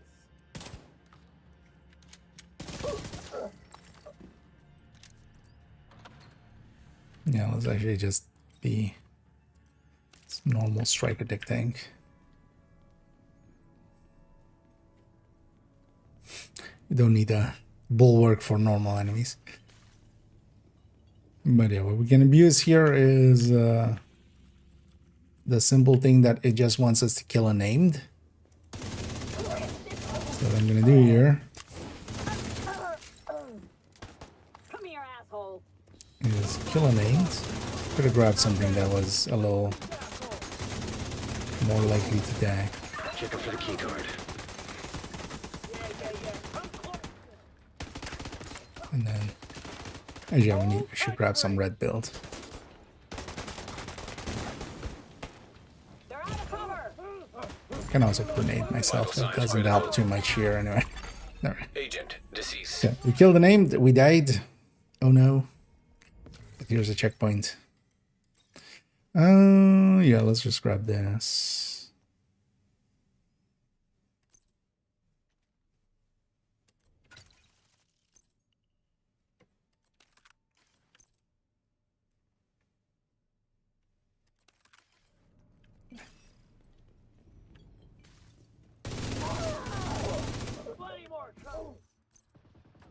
Maybe there's a fire sticky.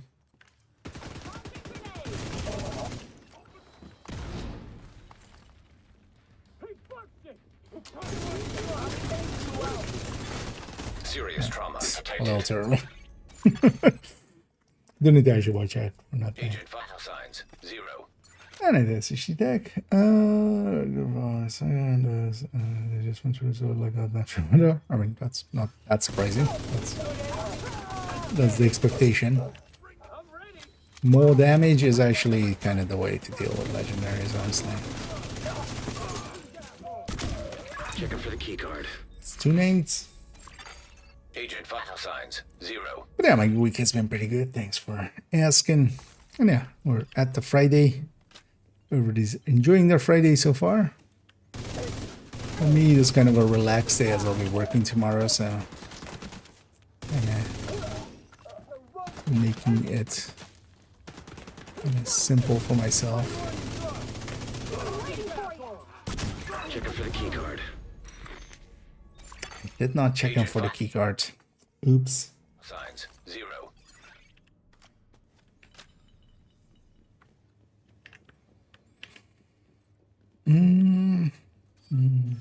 Yeah, I think they were on legendary. Talking about it earlier. And it's our 4th one. Actually, also. Hey, looks like that key card is the one we were looking for. Checking for Yep, totally looking for her.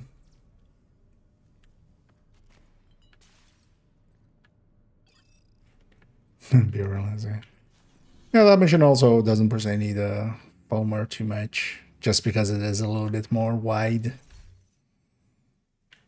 But yeah, still, with a foamer and 3 damage dealers, it's usually even more powerful. Treasons. Oh yeah, so this character just hadn't done any days yet. Okay, that's fine. Well, let's go get him caught up.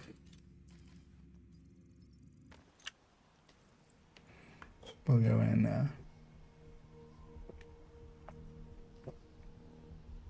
Or maybe they had only done day 1 then.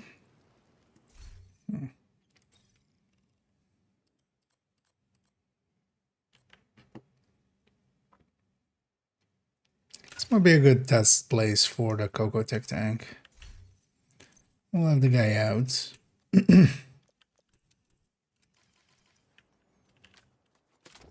Or at least getting enough kills. We'll just avoid having any directives there. you to secure the memorial and remove the And yeah, True Sons Lincoln has forces. 4 bosses They by maintain this itself. outpost. The True Sons will be a direct Could just threat have to the done campus. normal as well. Because we still get 4 names. Throwing grenade!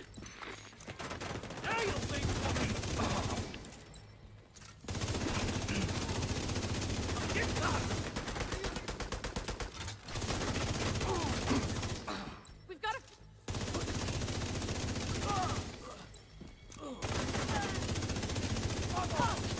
That's a good spot for a turret. No! Why now? Got a visual on additional hostiles in the memorial compound. They're moving south. There's a gate between you. We have some Looks stacks. closed from here. Yeah, this really only works for Find a way to missions open that because, yeah, gate. there's just not enough to kill in other places. Okay.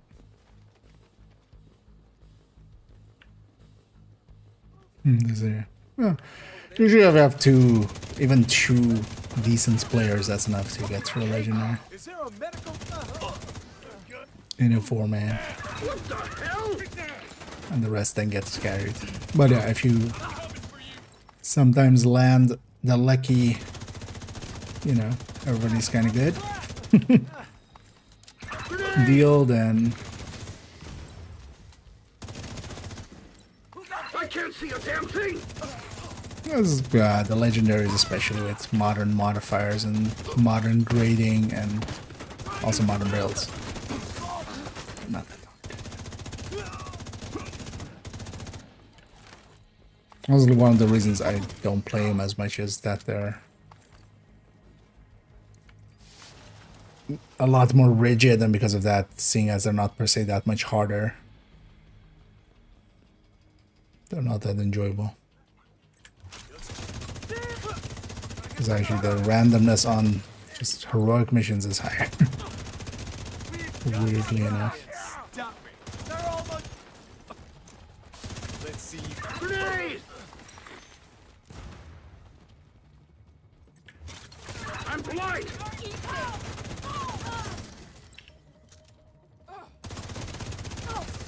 Nailed the bastard!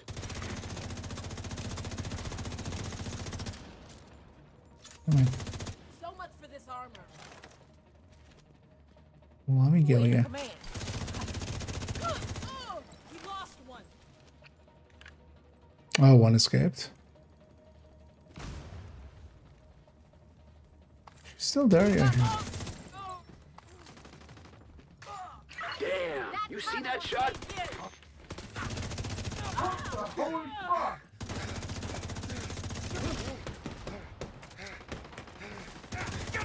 All clear. I repeat, the compound is all clear. No, that can't be all of them. Check the interior while I get Henry's people to maintain the perimeter. And I'm just using tactics against the boss to make them try to melee me.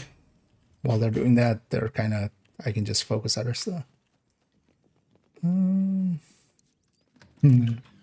with good players, you don't need to. Because you adapt to each other. You just see like, okay, they're going over here, so they'll likely shoot this, so I should shoot this.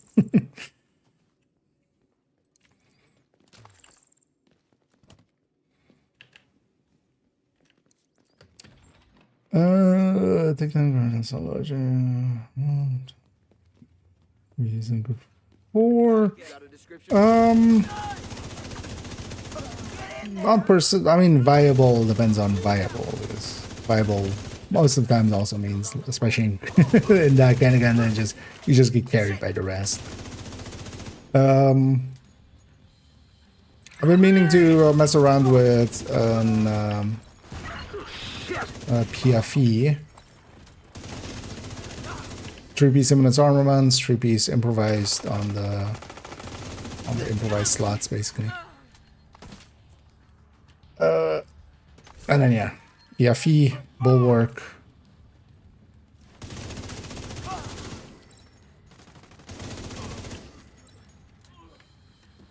and Tempest. Damn it.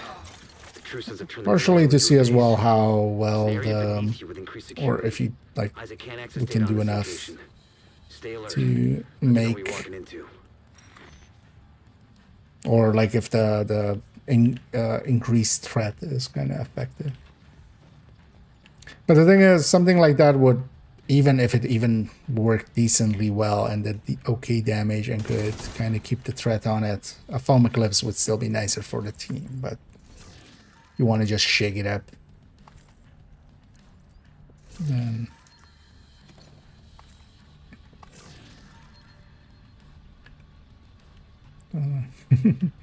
and enjoy adulting.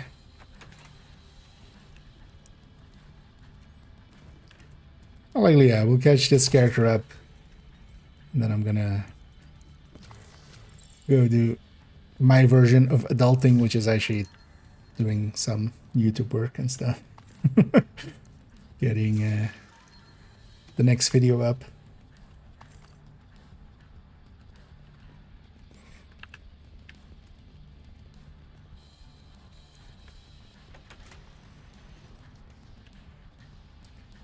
And I've been thinking of maybe getting things and stuff together indeed. For maybe soonish. Yeah, we haven't done one in that series for forever.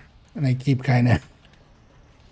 Every time we go back to that series, I go like, I really like doing this, and I really do as well. But I should do this more often, and then 6 months later. Danger club. Got an attack from the side. Capacitated target. What else? I actually have that. The retaliation only tips.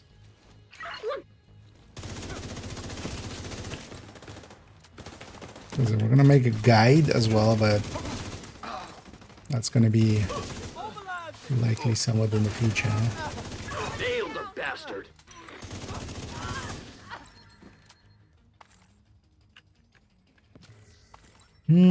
Struggling to get over half stacks, which is, yeah, that's why tech tanks don't work with this.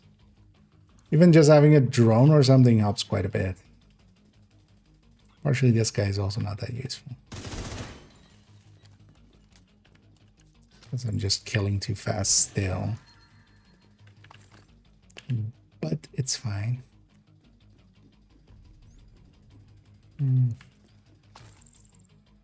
We're done. Well, so my plan with that one is going to be Adrenaline Rush Intimidate, which is something I use a lot on PFEs. According to the schematics Isaac pulled upstairs, we can lock that tunnel door from their control center. I don't think Protector would be worth it. Vigilance. Actually, Vigilance Obliterate could also work. But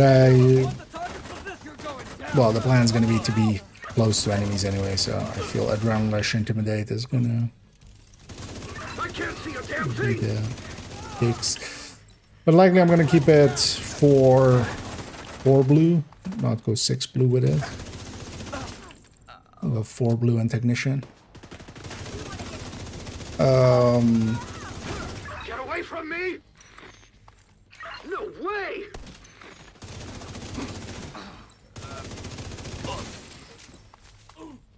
Maybe even 3 blue and Technician. So that would likely be tanky enough already. Actually, with the Technician there, we can also go. We can go Artificer. Keep them from getting more of those mortars. Although Firewall would be nice too. Although Firewall without the Striker Shield and just the proximity is not going to be worth it. So yeah, likely actually we go.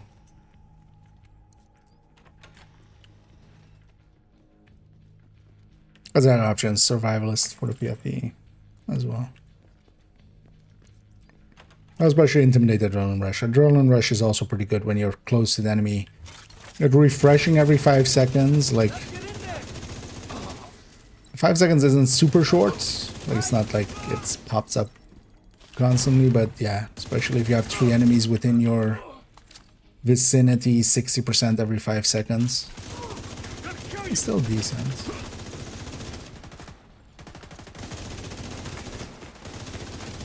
This guy's waypoint being kind of like behind everybody is always annoying.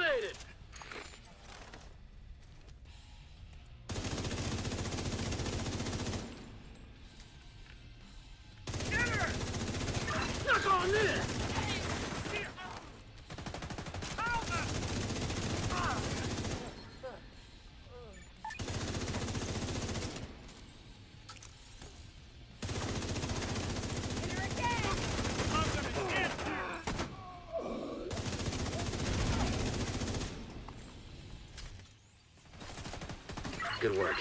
Go on ahead back up. The team from the campus is taking position inside the memorial. Now this thing in group settings though, it kind of works, but I don't end up using tech tanks too much in group settings. Although for missions and stuff, or for bounties and stuff, or open world stuff, I don't mind being a tech tank. Today, we dealt a great But it just doesn't work out by itself. confiscated a massive cache of chemical weapons and eliminated the stronghold near the campus. You should be Oh, they proud. were actually, yeah. Saved a lot of So lives that was today. day 1 then. Still. Okay, some outcasts. Let's quickly go get some outcasts. Let's actually. Oh.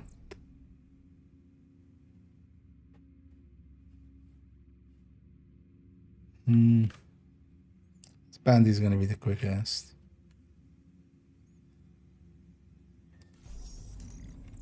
And actually, do you have any randoms? I see they have a random daily there.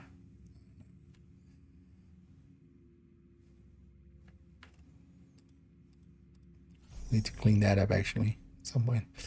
Oh yeah, let's just go do. Is there an, was there an early boss somewhere for outcasts? Don't remember.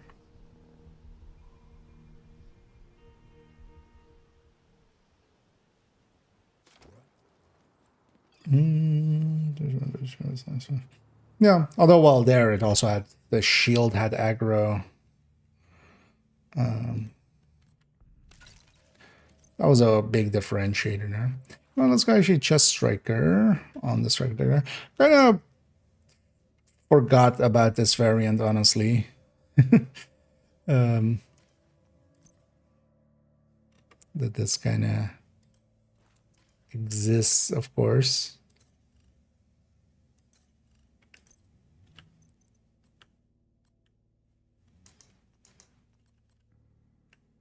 Oh, the stuff on this is different.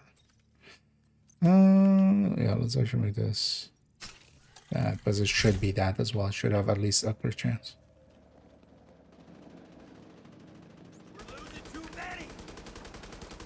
This guy's just shooting the ground. Although the thing with this is then we really do need to ACS stack. Fuck this! They're in here!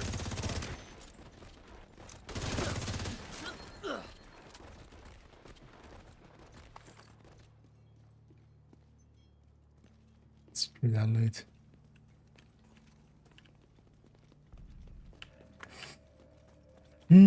Manning is way too long. Oh, with the early boss? Oh yeah, actually yeah. Yes, Manning.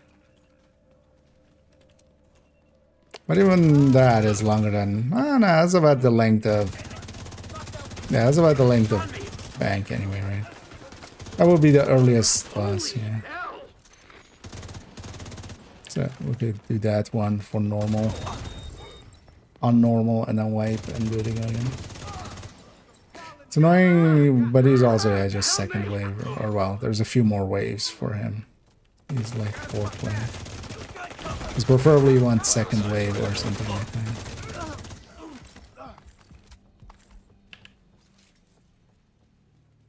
There's also Manning, like if you just do it all the way, it has all the bosses. Or enough bosses. Do you need the secret boss for 5? Or 4? No, that's 5, right? No, not today. Yeah, we need the ACS stack. This feels weaker than the Blitz rate one.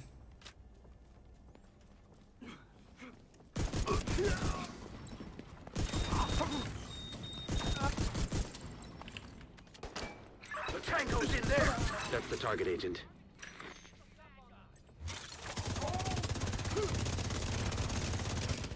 Efficient bastard. Shit.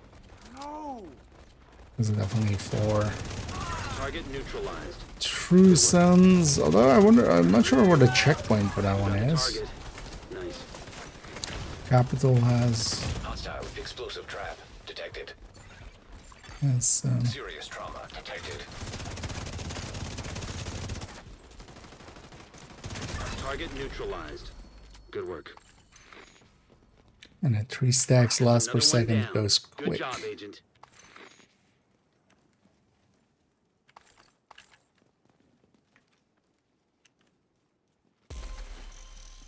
Get everything. You know what? Let's see if we get lucky and we get a random one here. Yeah. Although likely that one's kind of on the back burner for, or has been already for a while, so. Well, it might be an interesting one to try. No.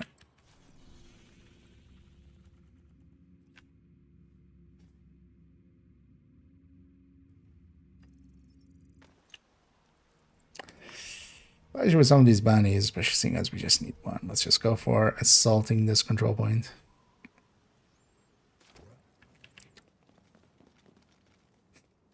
The annoying thing is with those named groups at least.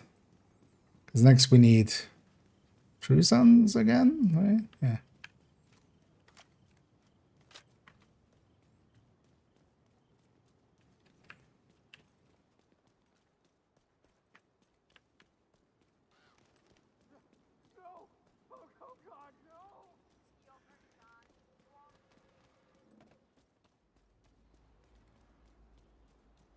Yeah, let's go. Poke these eyes out. Actually, Overgrowth would have been faster, but there was a convoy coming out of it, so I just noped out.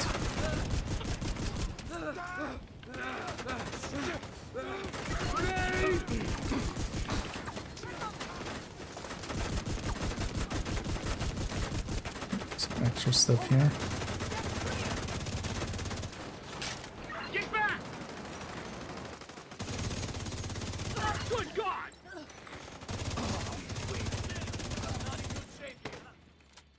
Could put a rock and roll on this. That might help.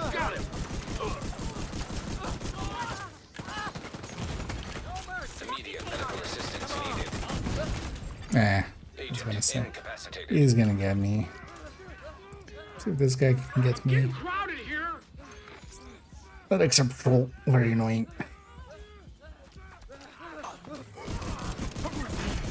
Heavily armored hostile detected. Well, yeah, luckily these guys have their own CC.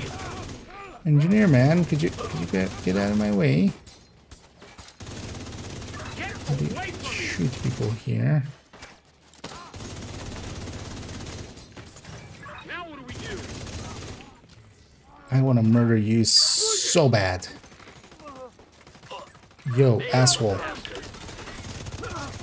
Go away. Just for that. Here. What a shit show. I was a dick that entire fight. Shooting me in the back the whole time. How much extra stuff is here? Just 7 extra patrols.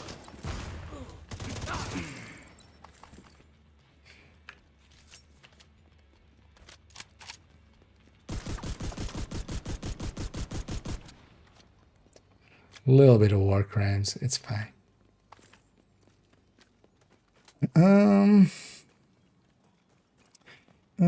They're super powerful. The True Sons Elite turrets are in general a little bugged right now. Hopefully they'll get fixed, but Civilians in danger. for the time being you need to watch out for them quite a lot. But that's everywhere, that's not just in Retaliation. You'll meet more of them in Retaliation. But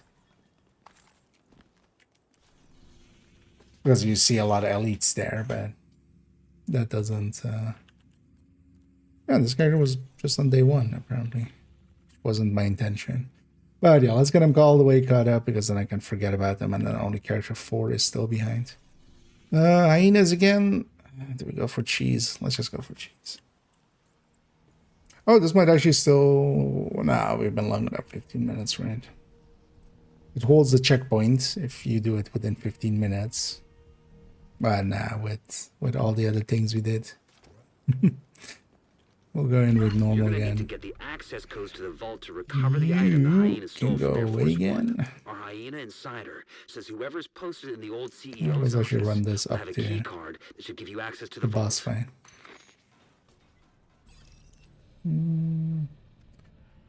Second 612 is because of Lefty.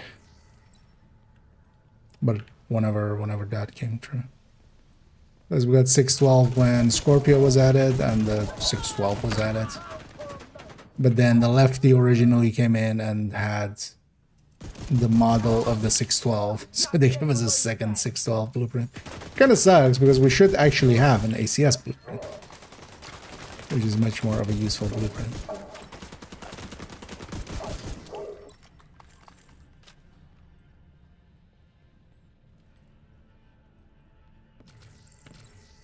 I need the facts. And yeah, doing pretty good. Kind of catching up here. We already recorded some stuff. We're kind of did some guide writing.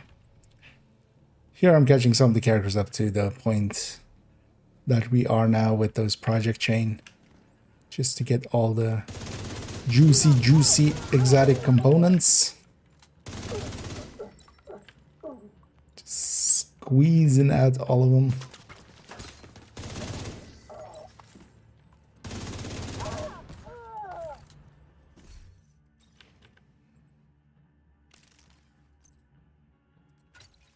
So I should go with this. And then first again.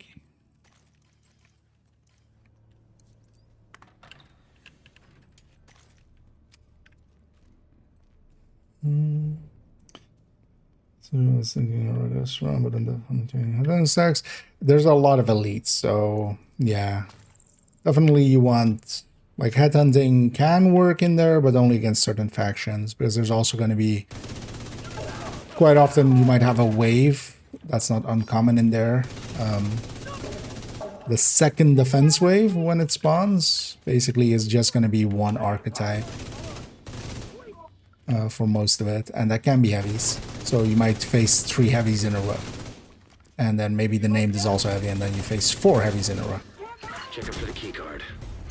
So Agent killed. I would say retaliation is not per se the domain of headhunting, except against maybe Outcast. Also because of just how many elites there are and stuff. I generally go in with a tech tank if you're familiar with those for solo. But also scaling wise, because of the way the scaling is kind of set up, I would say it's easier in a group setting, honestly. Preferably the Agent killed.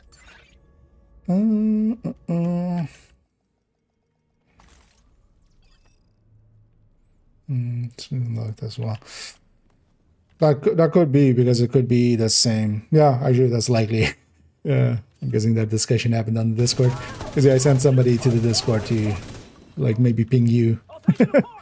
Because they had some questions about blueprints, and I'm also not too certain about the locked ones and stuff because Serious trauma detected.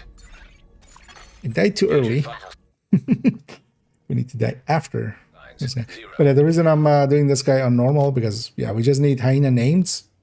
It doesn't matter what difficulty, it doesn't matter where and stuff. So in this mission, when I kill this named,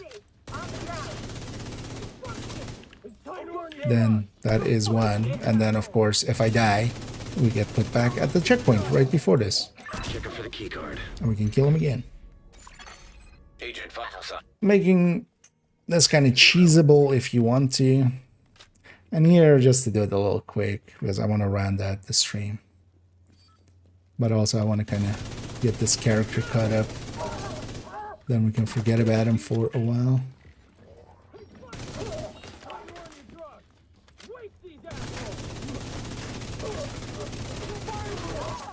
Check up for the key card. Agent deceased. That got us the 4, and then especially I already have the outfit, but especially want the exotic componente.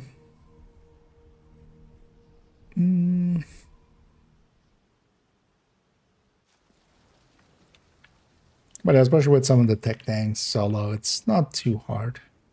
Low prices, big selection. But you do have to, in that game mode, play it a little safer. It's about survival more than about, like, for instance, out here as well with some of these, I'm kind of fine, especially on full reds and stuff, of like doing activities with them. But then, you know, if I die, fine.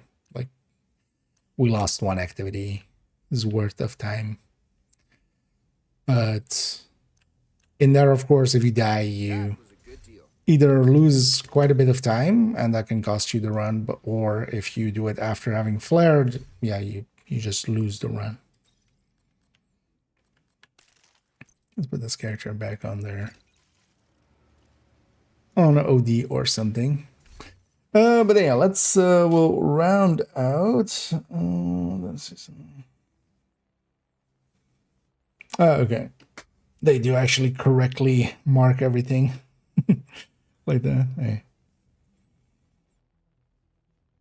Yeah. So I might say that. And wouldn't surprise me, actually. Did we also have a blueprint for the M1A SOCOM? Although I think that's just the singular one, right? Which is because we also got...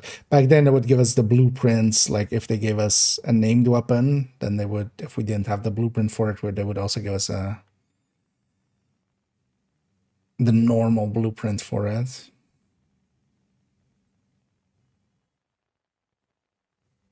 Or no, actually, with the lefty and stuff, like we got that blueprint instead of the lefty for the longest of time, right? And then they fixed the lefty and stage left way later, that we still got them. It was a mess. But yeah, let's go raid out. Let's go see who is available for some awesome raiding. Oh yeah, well, I think we'll go that route. Yeah, let's go raid Danny, who we haven't raided in a while. Mostly because I'm not usually around at this time, so we'll go raid out that way. I'll be back in the evening, and depending on how we feel in the evening, I'm gonna either record maybe the I'm gonna record either the yellow things, or we'll just work on the scent one. We can show on some of these flashbacks here. It's not locked. Okay. It's weird that one is and isn't. Because SOCOM 1A was also... Or... No, we didn't have the blueprint for it before, I think. So that came in with that same season, most likely. Get blueprints for the attachments and stuff. Overall, yes, you can do well, heroic and challenging ones work. If you really just want to get the blueprints for the attachments real quick, doing them on challenging just because it's a little quicker. But yeah, doing them on heroic, you get more loot and more, you know, more stuff. Another thing to get done is more so if you just want to have some variety. Any of the invaded missions on the first clear gives a blueprint. So doing some of those just to do them. And then also the weekly projects give blueprints as well. Like it doesn't list them here for me anymore because I have them all, but for you it will list them here if you're still getting from that blueprint pool. So you can do like the weekly and stuff and the invaded, but it's only the first clear. So the very first time on a week per character that you do the invaded missions, you get a blueprint there. But yeah, just farming control points. And because of that, retaliation as well. For retaliation, you get your blueprints in there, of course, when you're doing the control points. So retaliation can be good. And then you can also get the other blueprints along the way nowadays. Yeah, we'll send everybody off. And yeah, I'll be back in the evening. That's going to be in a while. And also likely in an hour and a bit, we'll have the video go up for that we just recorded for this season's modifier, the only tips. Yeah, let's just send everybody off. We'll wait for that timer. And then I'll just say thank you all for joining me. Everybody on the Twitch end, enjoy Danny. You YouTube people, I can't do anything against you. You guys are free to do whatever you wish. Hope to catch you all in the future. And as always, have a good day.